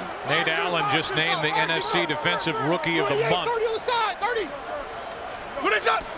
So that puts an end to the drive by the Redskins, and now on first down, Cobb looking for anything, just throws it away in the direction of his fullback, Owen Schmidt. You know, Kevin Cobb, Terry, came into the season, as you know, week 1, he's the starter, and then he's out of the game, and Vic's having the year that he was having prior to his injury. And I don't know about you, but I was awfully impressed with the way he has handled himself here over the last couple of weeks. Well, Troy, I think he did exactly what he had to do. You don't need to stir it up. Say, well, because so many times people will say, well, you know, after the year we'll see. I'm out of here. I want a chance. But I applaud him for the class that he's shown. Because you know you're one play away from being back in the football game. And he's back in, facing 2nd and 10 with his team down 11. Cobb to the sideline, and now it's dropped by Deshaun Jackson. And it'll be 3rd down and 10 for this Philadelphia offense, which had that long drive at the end of the first half, but cashed in with only 3 points. Yeah, and was just thinking about the fact that Deshaun Jackson has been pretty quiet relative to how productive he has been the last 2 weeks. Both 100-yard receiving days with Michael Vick as a starter. Hasn't had a lot of balls thrown to him here this afternoon. It's 3rd down and 10. 188. Yeah. What is on tonight? Mike 52. Mike 52. Relax up. Cobb buys a little time and now throws, nearly picked off by Kareem Moore. Macklin, the intended receiver, and it's 4th down, a 3 and out after the Nate Allen interception. Pretty risky throw there by Kevin Cobb, doing a good job of eluding the rush. You're going to see the pressure there on his left side. Lorenzo Alexander, and right there is why I said earlier that Jim Haslett has the fortune now, the good fortune of not having to defend the run, because Michael Vick probably right there tucks it, and he likely picks up the first down very easily. Sam Rocca hits it. Brandon Banks on the return. Started at the 20 and cannot get around Moses Foku. Terry Bradshaw back to the dessert bar. Thanks for joining us, buddy. Hey, thanks for letting me join in with you guys. It was fun. All right, that's TV. Keep up the great work. We'll give it a shot. Back in a minute. Today's game on Fox is sponsored by Verizon, the official wireless service provider of the NFL. So the Redskins have it. They lead it by 11. 11 and a half minutes left in the 3rd quarter.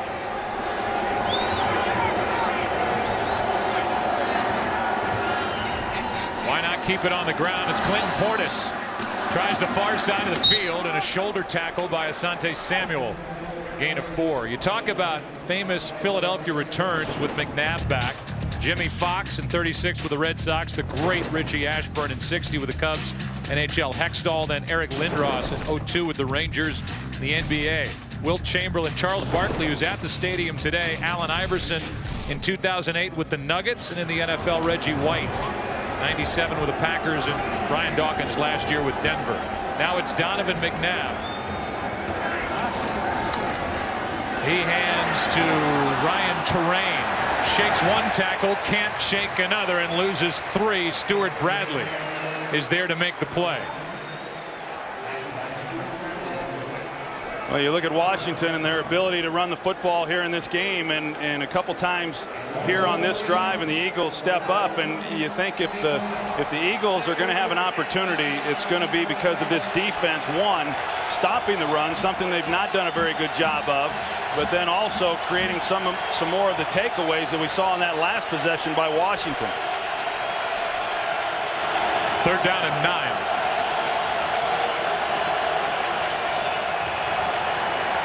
McNabb's got room to run, and Donovan McNabb uses his legs and picks up a 1st down with a carry of 13 yards. And when Philadelphia tries to bring the blitz and Washington picks it up awfully nicely, they got everybody accounted for, so he had time to be able to step up in the pocket, and then you see the lane that Donovan saw, and he just takes it. And I think a lot of people this week have tried to compare Donovan McNabb with Michael Vick, and two completely different quarterbacks, as Andy Reid said all week long. Donovan, over the last several years, has not been the runner that he was early in his career, but as we saw there, still certainly very capable. Redskins are 3 for 4 on 3rd downs today, plus a couple more conversions on penalties. This pass is low for Cooley, to the delight of this crowd. Here's a game break. Here's Kirk. Houston and Oakland, and running back Arian Foster benched the entire 1st quarter for disciplinary reasons. Here's a way to get back in your coach's good graces. A 74-yard touchdown run. They've added a field goal since and lead it by 10 in the 3rd quarter. Joe, Troy, and Pam, anybody else in the studio you guys want during your game? Czar. We want to talk to. How about Glazer? Jay Glazer. His little podium. 2nd down and 10.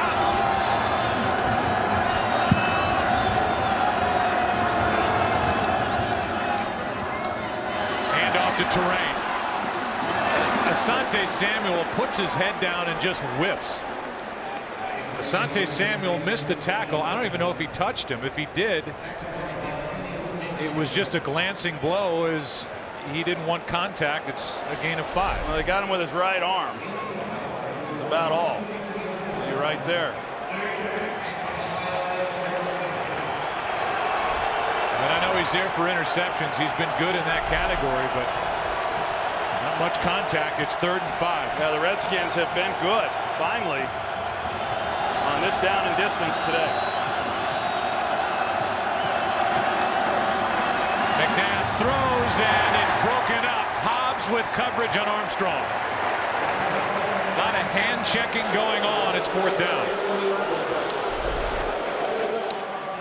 Yeah, a lot of contact at the top. Anthony Armstrong, a young receiver, as we talked about, he's just got to be able to fight through that contact. And there's, you know, I tell you, that didn't look like much, but they call a lot less than that when you come in with the hands and you hit the helmet. That very easily could have drawn a flag. That was Cole. Here's Bidwell. It's a knuckleball. And this is Deshaun Jackson with a return of 9 yards. Eagles have the ball, trying to get anything going, down by 11. You're enjoying today's telecast. Starting at the 19. Deshaun Jackson has 1 catch. Macklin has nothing. What a good play. Ball comes out. That's Bell. They hit by Carlos Rogers. And they're going to mark Bell up with that forward progress out to the 24. But it was the tackle that knocked him down. The ball came out, and I guess they're ruling a fumble. He picked up his own fumble and advanced it 4 yards. Well, that was a big hit. I don't know that he had it. Yeah, I'm not sure that he had it either. It was a big hit there by Carlos Rogers right down low. I don't know that that was a secured catch. See if Mike Shanahan wants to bother challenging that call. It was ruled in the end a 5-yard gain. 4-man rush. Good pocket for Cobb, who delivers low, but it's caught. Catch is made by Macklin, his first catch, a gain of 15 yards. We look ahead to next week. Redskins leading here today. They'll be part of our action at home against Green Bay, who won. It was not easy at home against Detroit this afternoon. The Giants and Texans, Bears, Panthers, Bucks, Bengals, the rest of the slate, including the Saints and Cardinals later on in the day. That'll be week 5 here on Fox. First down, Philadelphia. Pressure on Cobb, who steps up, uses his legs, and a penalty flag comes in really late. Thrown by the referee, Alberto Riveron. Holding number 71, offense, 10-yard penalty, first down. That's Jason Peters, who's surprised again. That's his second. Well, just some costly penalties. Take a look here again at Rakpo, and it's that left hand. Well, they got him with the right hand there on the back of the jersey, and you know, the umpire, based on where he's positioned right now, he's looking right at it. You know, that's what he's going to see. And you know, had the umpire have been lined up where he has been historically, he never sees that. But he's staring right at that right hand and on the backside of that left tackle. Here's a handoff to McCoy, hit the hole hard, and he's out across the 40. It's a nice gain on 1st and 20 of 12 yards. Well, it sure is when you can pick up that kind of yardage when you're looking at 1st and long. And you know, it's something that Washington defensively has done a good job of in this game, is slowing Philadelphia down within the running game. That, you know, it would appear that if the Eagles are going to have a chance to score points and win this game, that they're going to have to do it on the right arm of Kevin Cobb. A late spot of the football, and Alberto Riveron has them reset the play clock. So they throw that in. 2nd down and 8. With 6:20 and counting left in the 3rd quarter. Blue 88! What is that? Play action from Cobb. This is Schmidt, the fullback. They like him, and why not? He's got good hands, and he can jump to the 41, 18 yards and a first down. Yeah, they like Owen Schmidt a lot. The guy's got good hands, and apparently he was a heck of a track athlete somewhere. I don't know, was Ronaldo Nehemiah, was he a hurdler? Kareem Moore just played the role of a hurdle. Went right over the top of 41, 18 yards, and Kevin Cobb's pumped up to the 41-yard line of the Redskins. Heck yeah, and visiting with Marty Morningwig, I asked him specifically about Owen Schmidt, and he had a big grin on his face and said, we like this guy, and heck, I like him too. Cobb throws, and the pass incomplete. Incomplete to McCoy. Let's go to Kurt Menefee for a game break. Well, Jacksonville forced Peyton Manning's first interception of the year and then turned it into points. David Garrard hooking up with the tight end Mercedes Lewis on a 15-yard score. And the Jags lead the Colts in the 4th quarter, 21-14. Joe, Troy, and Pam. All right, so Jacksonville is in a spot to pick up their 2nd win and send Indianapolis to a 2-2 record. There's Albert Hainsworth. 4-man front. And now blitz coming from Washington. Good call against it. Good play by Landry. LaRon Landry came up and stopped that play. That had a chance of being a big one. A gain of only 3. You know, LaRon Landry is one of the best players on this defense. He and Brian Arakpo, and I know Jim Haslett won at practice on Friday when we were visiting the Redskins. I couldn't get over the size of this guy's biceps, Joe. They're about as big as yours. And look at that. And I asked Haslett about it. He said, this guy lifts every day. He said he lifts on Friday, he lifts on Saturday. Heck, he'll lift on Sunday before the game. I think he's in there doing some curls mostly. It's 3rd down and 7. Underneath Selleck. He's been quiet. First down to the 26. I mean, Troy, there is nothing downfield from this Philadelphia Eagles offense, but that was 12 yards on 3rd down. Yeah, and primarily because Albert Hainsworth has not been a factor in this game, and Max Gene Gillis is able to really push him wherever he wanted to, and then they just dump it off to Brent Selleck and let him go get it. And you're right. I mean, they haven't been able to get anything down the field, but they've been very efficient in what they've done underneath. Handoff to McCoy. Ball comes out. No whistle. Redskins have the ball, but I believe they're saying it's dead. Officials are getting together and talking about it. This could be a turnover.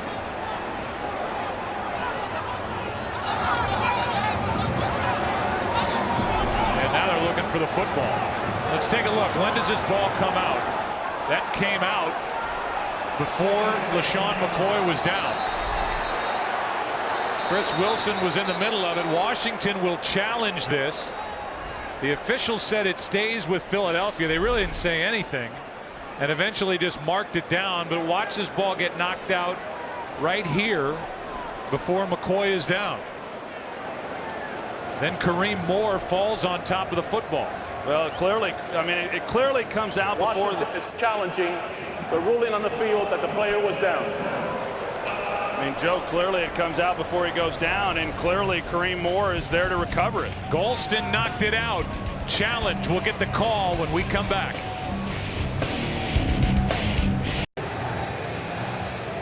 Alberto Riverone is still under the hood. It looks like this is a turnover. Mike Pereira is with us. There was really no call initially, Mike, and it seems that there was a clear recovery by Washington on the fumble by McCoy.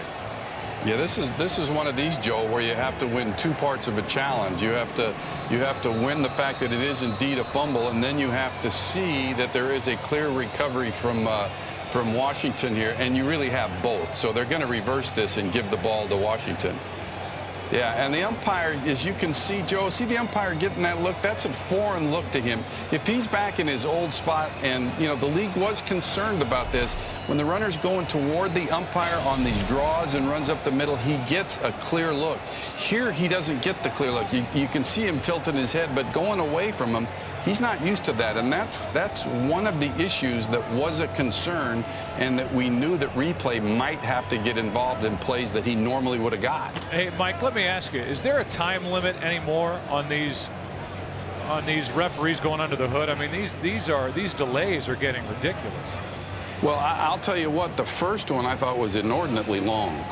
But remember, you get a minute to make the decision, then as long as you need to figure out where to reset it. Well, here comes a call from Alberto Riverone. Prior to the runner being down, the ball was loose.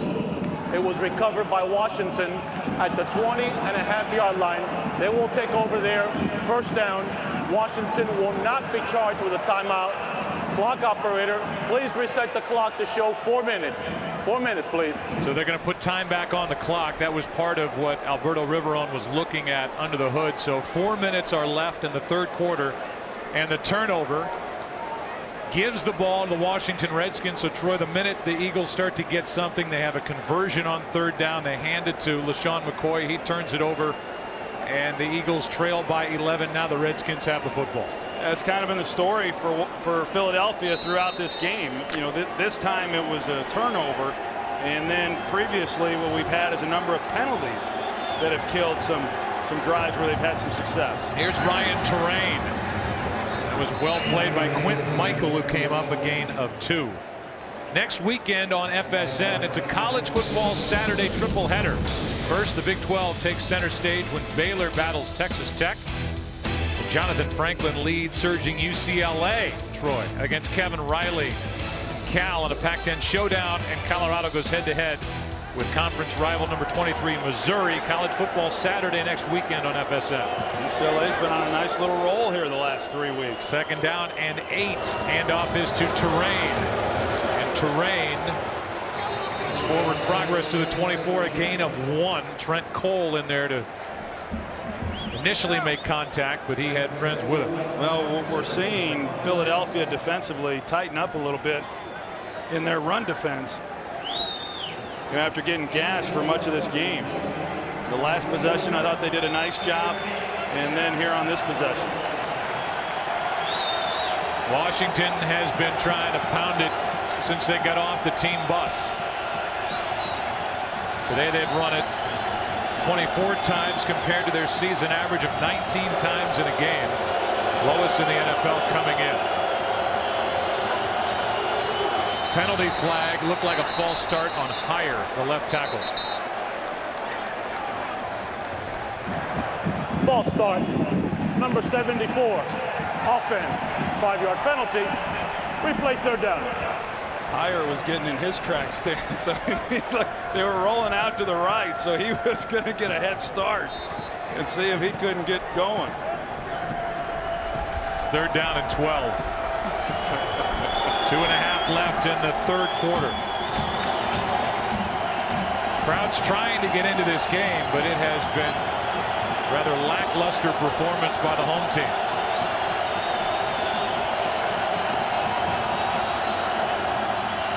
McNabb rolls. They keep him to the middle of the field. Now tries the near side and cannot outrun Ernie Sims. A loss of 1. It'll go down as a sack and the first as an Eagle for the former Lion Ernie Sims. You're going to see Trevor Law's 93 just does a good job of maintaining the backside contain right there, and he doesn't make the tackle, but he doesn't allow McNabb to get going up the field, and once he had to then run to the sideline, the pursuit of the defense was able to make a play. Ugly punt by Bidwell. It takes a good Washington bounce now down inside the 40. You know which team should be most pleased by what they're witnessing here in Philadelphia today? Tell me. The Dallas Cowboys. They're off. They have a bye week. They won last week, their first win of the year. And what they're witnessing here between the Redskins and the Eagles, they have to be sitting back thinking this NFC East is more wide open than we ever thought. And despite an 0-2 start with the Giants playing tonight at home against Chicago, and they looked awful last week, this division is absolutely wide open. Yeah, I think the Eagles and Redskins were saying the same thing about the Cowboys a couple weeks ago. No doubt. What is up? I mean, it's just not this great division everybody thought it was going to be. As LaShawn Jackson, at least to this point, will try the near side of the field. Cobb trying to block for him. McIntosh in on the stop. With D'Angelo Hall, a loss of 1. You know, that's usually a futile effort when you try to traverse field and come back the opposite way. And Barry Sanders is about the only guy that I've seen who's able to do that with any regularity and make a play out of it. But at one point, it looked like McCoy may have some room to run. That's hard to do with the speed of these NFL players. Said Jackson, that was McCoy, and now McCoy gets it on a handoff, and he goes backward thanks to London Fletcher, a gain of 2, and this crowd wants to see something from this offense, and I think they want to see it more down the field. They're not stretching the defense at all. Little different game plan that Marty Morningwig is calling since Kevin Cobb got in the game. About 40% run since Kevin Cobb took over.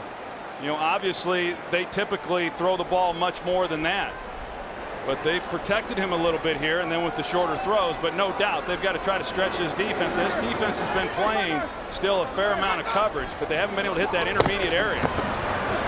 Cobb steps up, pulls it back down, and now loses the football. It is a fumble. Winston Justice is there to try and get back on top of it. Carter knocked it out. Justice recovers the fumble. A loss of 7, and it's 4th down. That's the end of the 3rd quarter in this homecoming for Donovan McNabb. He and his Redskins on top 17-6. The NFL on Fox will continue after this from your local Fox. 17-6 as we start the last quarter here in Philadelphia. Sav Rocca will punt it for the Eagles with Brandon Banks, who made the first big play of this game with a 51-yard punt return early.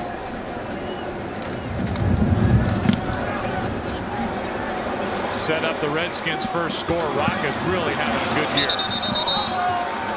No chance for a return.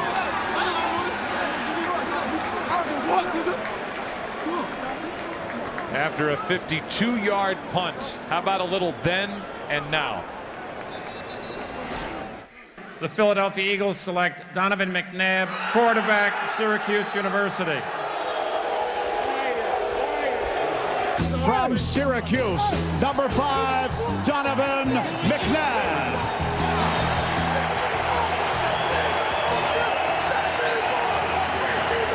And that's what you get when you spend 11 years. You play hurt. You take this team to 5 NFC Championship games, 1 Super Bowl appearance.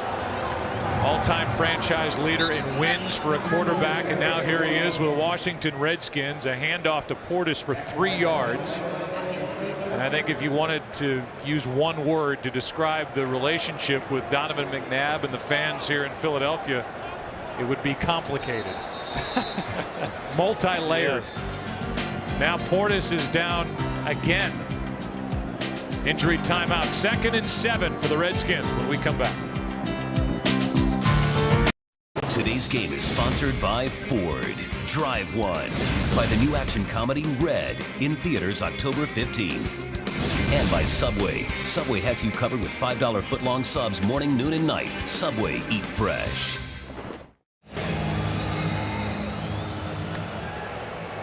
Looked like an injury to the left ankle of Clinton Portis, who was limping as he left the field at 2nd and 8. Well, the Redskins up 11. Play action. McNabb drops it for Terrain, or rather Sellers, and the fullback somehow survived that tackle up in the air and went forward for 5. And here's Clinton Portis at the bottom of that tackle. Quentin Michael. And now down is Asante Samuel, who was, what is it with these fullbacks thinking they're hurdling everybody? I don't know, but his right knee went right into the head of Asante Samuel, who is now down and getting checked out by the medical staff of the Eagles. And McNabb had Quentin Michael in his face. And a little banged up at the end of that play. Meanwhile, it's going to be an important 3rd down here for the Redskins as they lead by 11. 14 minutes left, and Asante Samuel able to pop up and jog off. You know, we talked about Clinton Portis, and we showed the injury that he just suffered and what his career might have been had he have stayed there in Denver. As successful as he was his first 2 years, you know, he has run the ball 325 carries plus 4 out of the 6 seasons that he's been with the Washington Redskins. I mean, this guy has taken a pounding during his time here with Washington. He is a tough son of a gun, but he has aged with all the hits he's absorbed. It's 3rd down and 3. McNabb steps up, throws, and skips it to Cooley. Incomplete. It's 4th down. I think that's the throw that these Eagle fans have gotten used to seeing over the years is, you know, when Donovan gets a little bit rushed, he has a tendency to really drive the ball down into the ground, and he had a chance on Cooley. Cooley was open, and he could have put it on him. Quentin Michael had his back to him, and it was just one that went straight into the dirt. Bidwell hits his best of the day. Deshaun Jackson from inside the 30. Decent return, good field position to start with for the Eagles, who trail by 11 with 13 and a half to play in Philadelphia. Well, Clinton Portis exits, going to get that leg looked at. Kevin Cobb has got to make something happen right now. He's had 4 drives, 16 plays, 69-yard drive for a field goal. A couple of 3 and outs, and then an 8-play drive that ended in a fumble. All day, here's Jackson, and he is missed. Broke free at the end, and Kevin Cobb missed him. 2nd and 10. Boy, he had him too, and Washington, he had Washington's attention. Once he gets into the secondary, he's got Rocky McIntosh, and then LaRon Landry was looking him up as well, but he just ran right by all of those guys. And if Kevin Cobb had just put a better ball out there, then Deshaun Jackson makes the catch and had a chance to even score a touchdown. One of the few times they've stretched the field since Cobb took over. Still just 1 catch for Deshaun Jackson. Cobb steps up and somehow stays on his feet, breaks a tackle, and picks up a 1st down. Good run, tough run by Cobb. Here's a game break. Here's Kurt. Jacksonville seemingly always plays Indy tough. Today, no exception. David Garrard hooking up with Maurice Jones-Drew in the 4th quarter.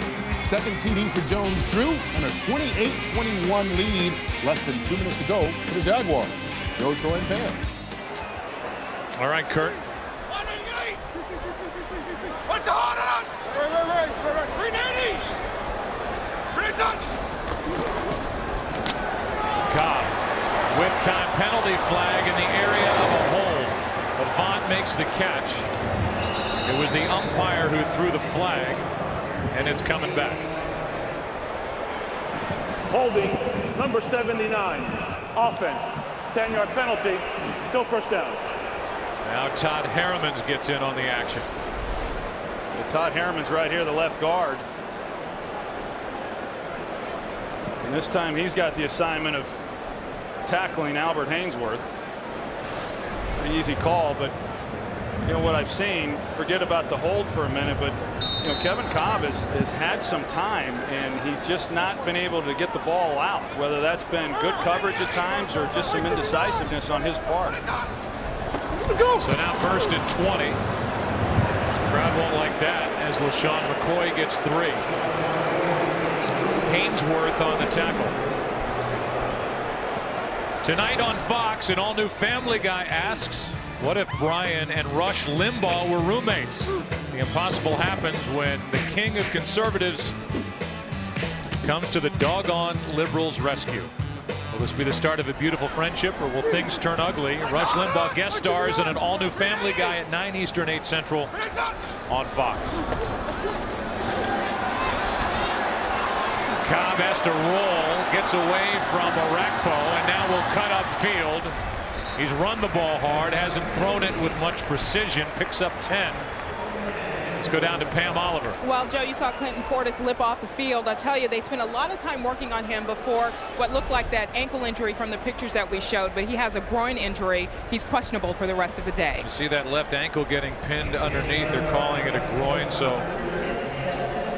the tackle by Quentin Michael sends Clinton Portis away, and now it's 3rd down and 7 for the Eagles, who trail by 11.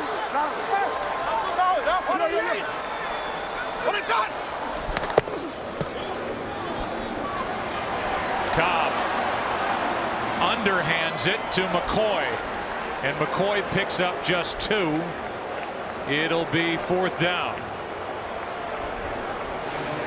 I think you're going to see Jeremy Maclin on this route. The Redskins only rush 3 guys, so they do have people in coverage, but you know, that's an area of the field right there that's about as open as it gets, and they've just not been able to. Kevin Cobb, that is, just hasn't been able to spot anybody downfield to get the ball to. See Macklin's frustration as he heads off. Harold Carmichael greets him on the sideline. Philip Buchanan is waiting for the punt from Rocca. End over end, Wind holds it up, and Buchanan.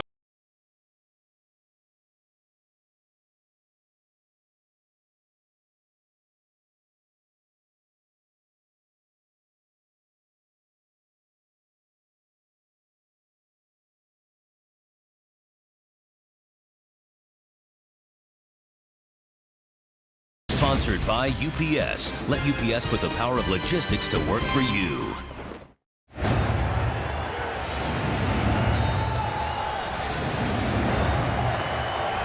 Up above, our aerial coverage is brought to you by DirecTV. Down below, Donovan McNabb and the Washington Redskins lead by 11, over 10 to go.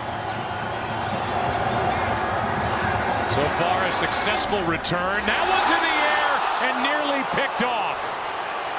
Off the arms of Sellers and almost into the arms of Bradley. Well, we talked about it a couple possessions ago that the defense, you know, really needs to make a play based on how much the offense is struggling, and what a great opportunity right here. A ball that falls right into the lap of Stuart Bradley, and he's just not able to catch it. A break for Donovan McNabb on a ball that went off Sellers. 2nd and 10.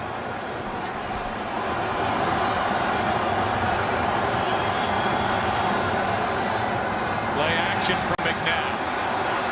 Quentin Michael finally turns around, and McNabb has crossed the 25. A gain of 8. Quentin Michael, he didn't even know where the ball was. I think he still thought that it was handed off. He didn't know that Donovan McNabb had the ball and had kept it on the naked coming back his way. You know, it's such a staple of this offense that if you get the pursuit on the backside overflowing, then you come out on the naked with the quarterback. And of course, with Donovan's ability to run, he has that option, or as we've seen over the last few weeks, especially against Houston, some of the big plays that they made off of off of the boots. Add the word bootleg to the naked thing. I will. 3rd down and 2.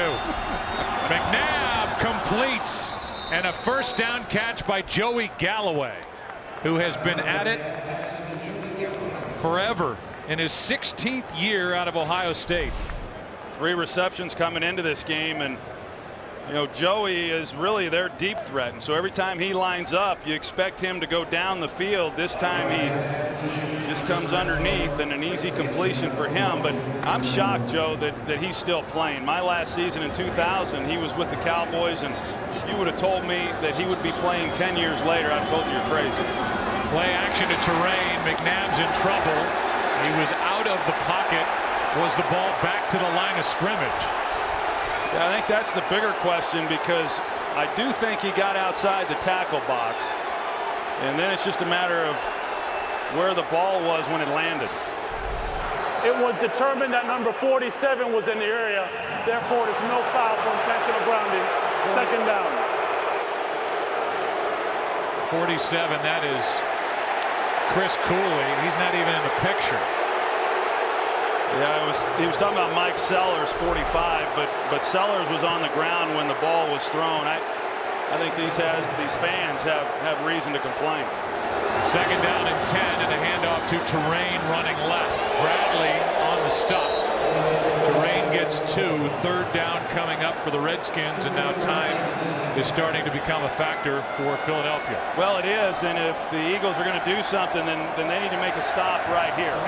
Because we talked about it, Washington coming into this game, this was a down where they were not very good. Only 1 of 10 last week in the loss to the St. Louis Rams. And they've been atrocious on this down, but today they've been very good. 4 for 8. Plus 2 conversions thanks to penalties.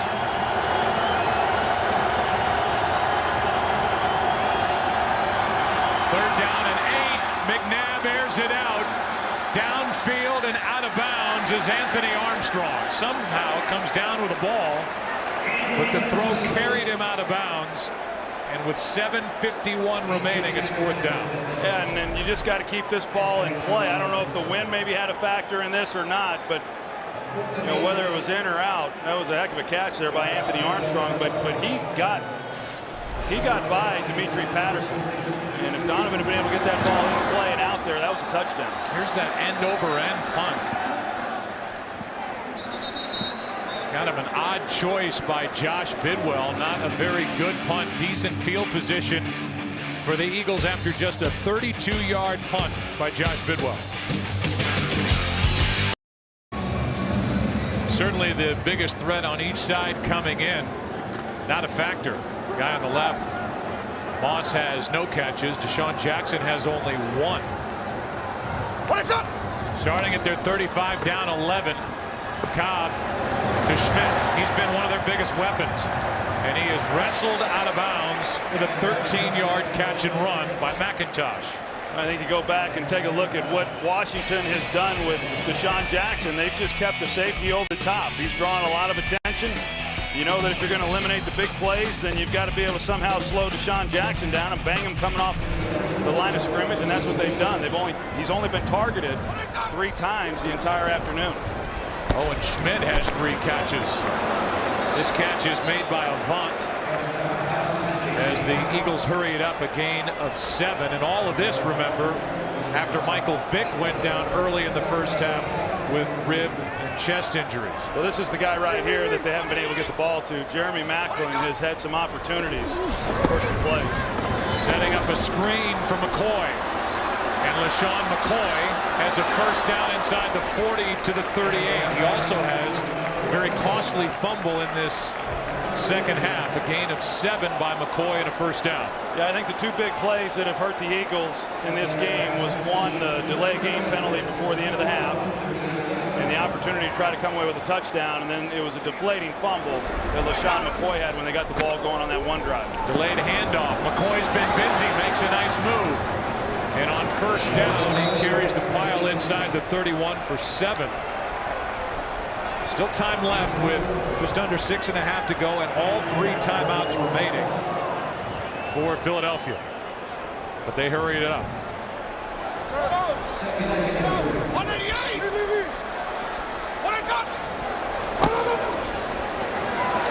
Vick.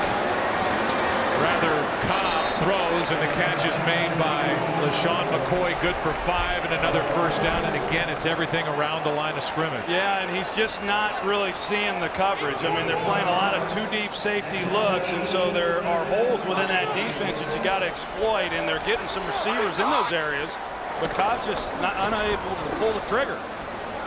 Handoff underneath to the 20 is McCoy. And I think that Marty Morningwig recognizes that and understands that Kevin Cobb is just not really seeing the field all that well. And so, they're running a lot of these draw plays, trying to pick up positive yardage. And that's taking a lot of time off the clock. Cobb slings it. There is a lot of contact and a flag on Buchanan. Interfered with Macklin.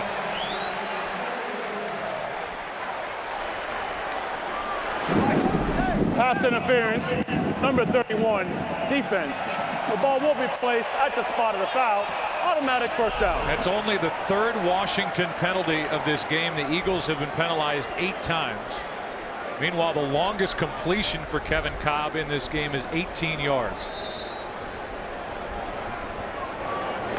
First down at the 15. Yeah, what's it? Where we at? Mike 59. 98. What is that? Cobb throws wide open, and the catch is made by McCoy. Down to the 9. I mean, you got to point out also, Joe, that this is a pass defense that came into the league came into this game as the 2nd worst pass defense in football, giving up well over 300 yards a game. And the last ranked defense overall, 2nd and 4. Again, McCoy. And McCoy takes it down to the 5. Depends on the spot. They're saying first down. It'll be 1st and goal. 4.5 to go. Well, it gets harder. I know you get a completion right there, but the throws get harder the closer you get. So you had some chances there to kind of spread people out and take some shots. Well, now it gets really difficult. Cobb over the middle for the touchdown. Selleck.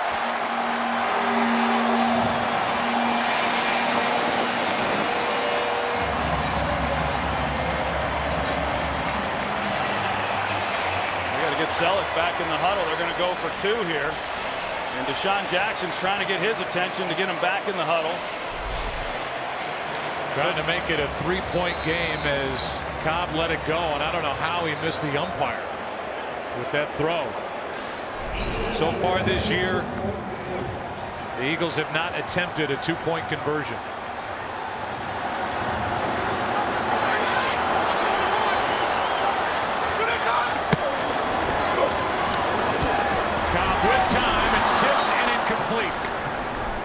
Pass intended for Avant, and that keeps it a 5-point game.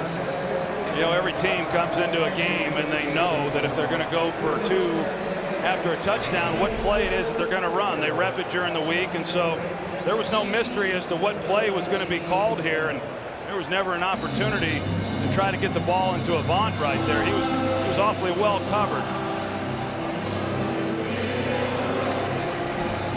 Back to the touchdown and the fastball that Cobb threw into the gut of Brent Selleck.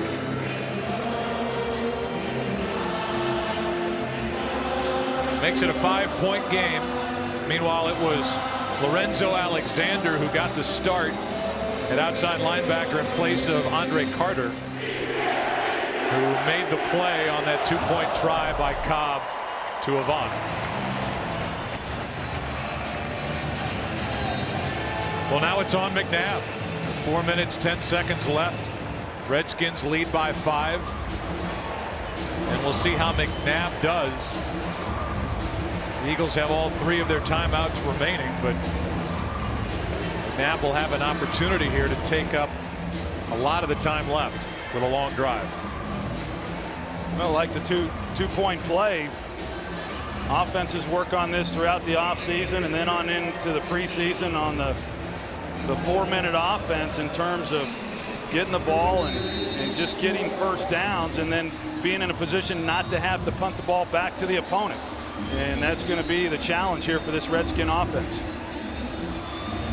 So far the day for McNabb, he's 8 of 19, 125 yards, 1 touchdown, 1 interception, and his quarterback rating is 60.2. So hasn't been dynamic.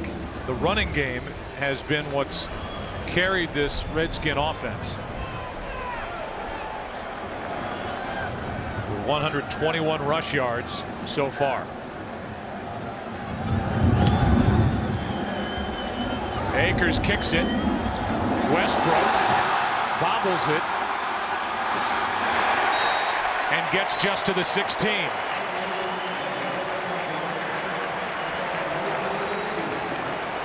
We welcome in a new audience joining us here in Philadelphia.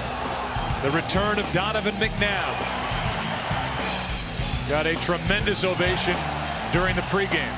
Got his team down the field. A touchdown throw to Cooley. 14-0 game. Vick injured his ribs on that play at the goal line.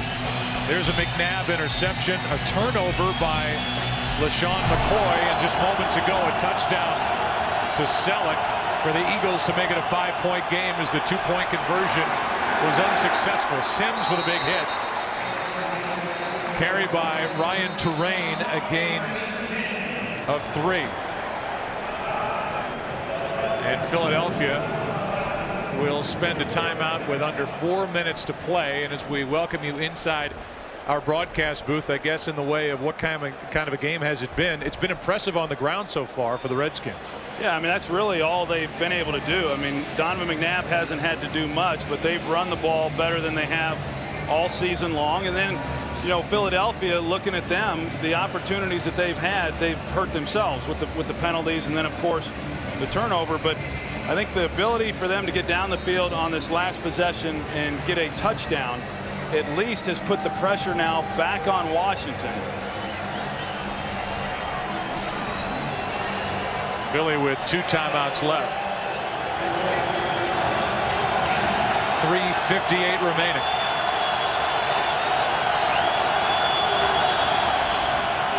Here is Terrain with Portis injured, a gain of 3. 3rd down when we come back. Timeout taken by Philadelphia. Here is Kurt for a game break.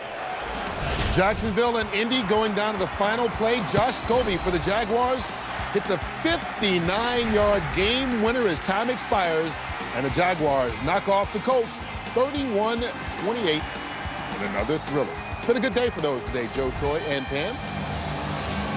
All right, Kurt, thank you. Here in this game, talk about the second half for Donovan McNabb. He has gone 2 for 11. And he is faced with an important 3rd down here with his team up by 5. Only 1 timeout remaining now for the Eagles, 1 for the Redskins.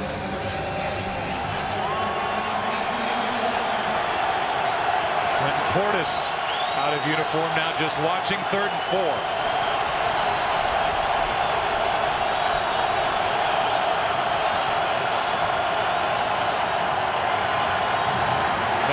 Sprints to his right. Donovan McNabb with his legs with a huge Washington 1st down. McNabb carries it for 18 yards. They don't have contain. You're going to see here the defensive end. They run the zone dog, and so he's just trying to look up the receiver, and that opens up then the edge for Donovan McNabb. And if anyone should know what Donovan McNabb is capable in that situation, it would be the Eagles, and they would be able to contain him, but nobody there to hold him in the pocket. He does run out of bounds, which stops the clock as he was signaling his own 1st down. And now Ryan Terrain carries it for 3, but an 18-yard run by McNabb, who did it so many times for the Eagles, does it against them on 3rd down and 4. Yeah, but you're right. I mean, when he breaks contain, he's got to stay in bounds. I mean, for him to pick up the 1st down and then run out of bounds and stop the clock makes no sense. Eagles are now out of timeouts. And the OT is coming up right after this game. It's presented by Lowe's. We are in week 4 of the NFL season. Plenty to talk about. Some interesting games that have already happened. A lot to talk about in this one. 2nd and 7. Andy Reid's Philadelphia Eagles started this day on top in the NFC East at 2-1. Redskins are coming off back-to-back losses at home against Houston and at St. Louis. Here is Terrain, and Terrain good for 10 and a first down. And up front, this Washington offensive line playing without Trent Williams, with Stefan Heyer starting at left tackle and Lichtensteiger at left guard. They've done a good job. Well, they have, and I think that the jury was out on this Philadelphia defense as to how good they were after having played the Detroit Lions and then the Jacksonville Jaguars last week. And good defenses make stops in these situations, especially when you know what the opponent is going to do, and they're going to run the ball and they're going to try to take time off the clock, and yet the Eagles have been unable to do that. Here is Terrain trying the left side. Ryan Terrain to the 40. And if we came in, Troy, talking about this Philadelphia defense, which we touched on, saying all the conversation's been about Vic with the Eagles so far, how good is this defense? The answer comes in today, not very good, after a strong showing last week in Jacksonville, really at home, disappointing these fans. And that's really been the question coming into this season. You felt that the Eagles have a chance and had a chance to be really good offensively if they got good play at the quarterback position. They've had that with Michael Vick. Didn't necessarily get it today with Kevin Cobb, but defensively they've got to be better than what they've shown here. False start against Washington. But I think you got to give credit also False to start, number 74, offense, 5-yard penalty, 2nd down. As you did, Joe, to this offensive line. And it's only a matter of time. It's just hard to imagine this team not being good running the football with Mike Shanahan as the head coach. Of course, Kyle Shanahan, the offensive coordinator. But this group up front, a group that has been, pretty much criticized here through the first 3 games, has had themselves a heck of a game here this evening. 8 rushing first downs in this game for Washington after having a total of 10 in the first 3 games. A gain of 2 by Terrain on the left side, and that'll take us to the 2-minute warning. It'll be 3rd down when we come back for the Redskins, who lead by 5.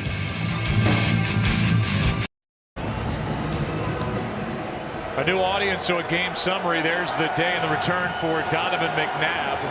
1 touchdown, 1 interception, but it's been the running game of the Redskins that's been the difference.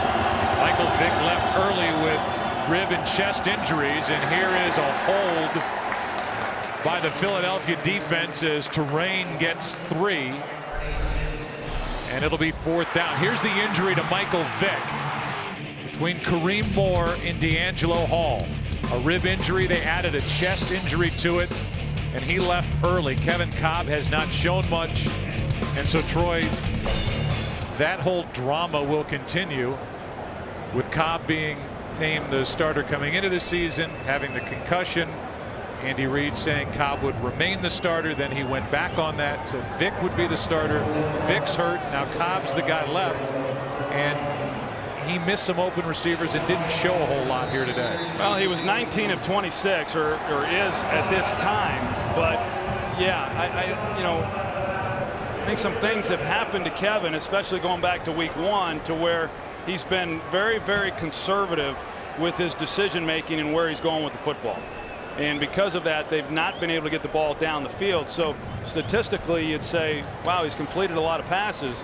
They just haven't gone for very much, and so there's obviously now they get the ball here. He's going to have to get the ball down the field in big chunks, something that he's been unable to do throughout this game. Washington took the timeout, so 1:14 remains, and the Eagles will have to get the ball into the end zone. They have no timeouts left.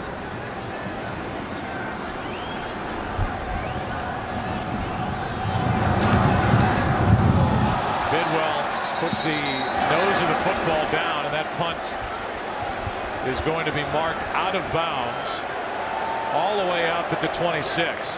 Not a very good effort by Josh Bidwell, who was unable to punt last week, injuring his right hip during the pregame warm-ups in St. Louis.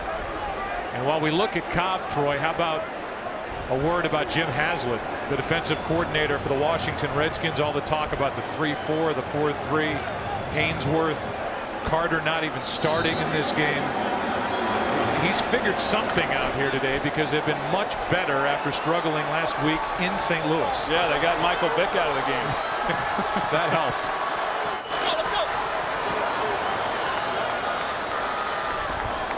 We need 74 yards in 67 seconds, and nearly picked off by Carlos Rogers. Deshaun Jackson, the intended receiver, and Jackson has not been a factor at all today. Well, Carlos Rogers could have ended it right here. And that's kind of been his deal throughout his career. He's a good player, a solid player, but boy, he has not made the most of his opportunities for interceptions when they've come. Only one catch today for the intended target there, Deshaun Jackson's second down.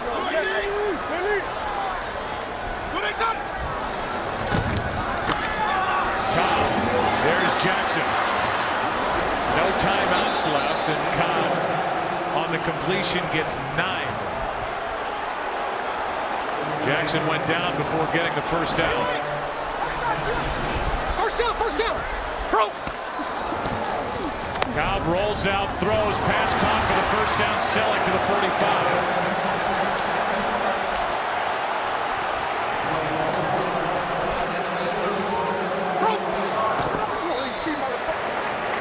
30 seconds left. And with everything being so close around the line of scrimmage, it's at least easy for the Eagles to get back, get set, and clock the football for Kevin Cobb. Yeah, a couple of things here, though, Joe, is that, you know, you saw players moving, and when you're trying to get a receiver from one side of the formation to the opposite side of the formation, you're losing valuable time. So that took some seconds off. And now Washington's going to play deep. I mean, they're not going to give up anything big, but you got to force a ball down there. You can't come underneath to anyone. You've got to make a throw, and somebody's got to make a play. Here's one for Selleck. Penalty flag flies as Selleck had the pass thrown behind him. Couldn't make the connection. And it's a hold against Washington. Holding number 31. Defense. 5-yard penalty. Automatic first down. It was on it was on Philip Buchanan, but it was against Jeremy Maclin where the flag came from, and he had a chance there had he been able to lead Selleck up the seam. Instead, that was a ball that got away from Cobb on his back shoulder, and a difficult catch there for Selleck to try to make. 26 seconds left. Passes high and through the hands of LaShawn McCoy. And he missed Deshaun Jackson. Deshaun Jackson is open by 20 yards. And Kevin Cobb's just immediately coming underneath. You see right there, I mean, you can't go out one-on-one on a March day out on the practice field and get a receiver any more open than what Deshaun Jackson was right there, especially in this situation. But you know, Kevin has just been content coming underneath, but like I said, it's too late for that. You've got to force something up the field, whether it's covered or not. Here's one down the middle, and it's batted away by McIntosh. Selleck, the intended receiver. Now only 17 seconds remain.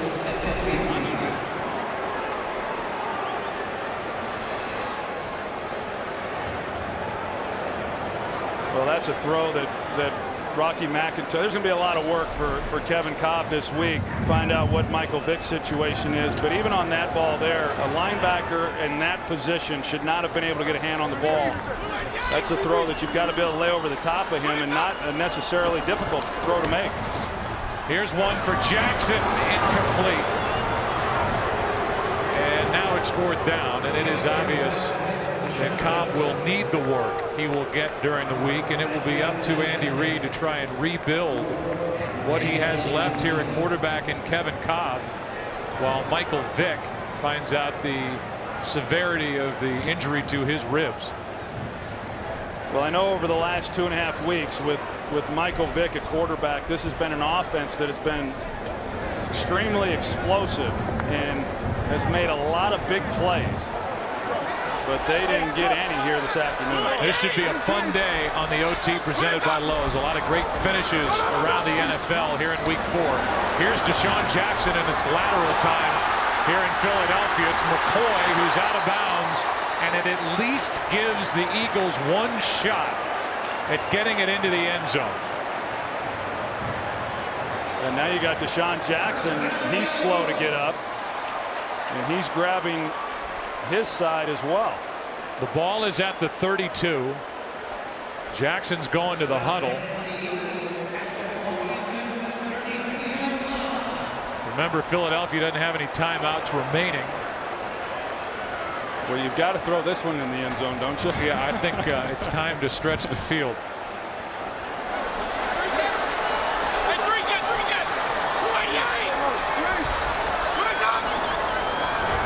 Cobb buys time and throws. In the end zone, the ball is picked off by D'Angelo Hall. Batted around, and that's how the game will end. And Donovan McNabb is successful with his Redskins in the return to Philadelphia.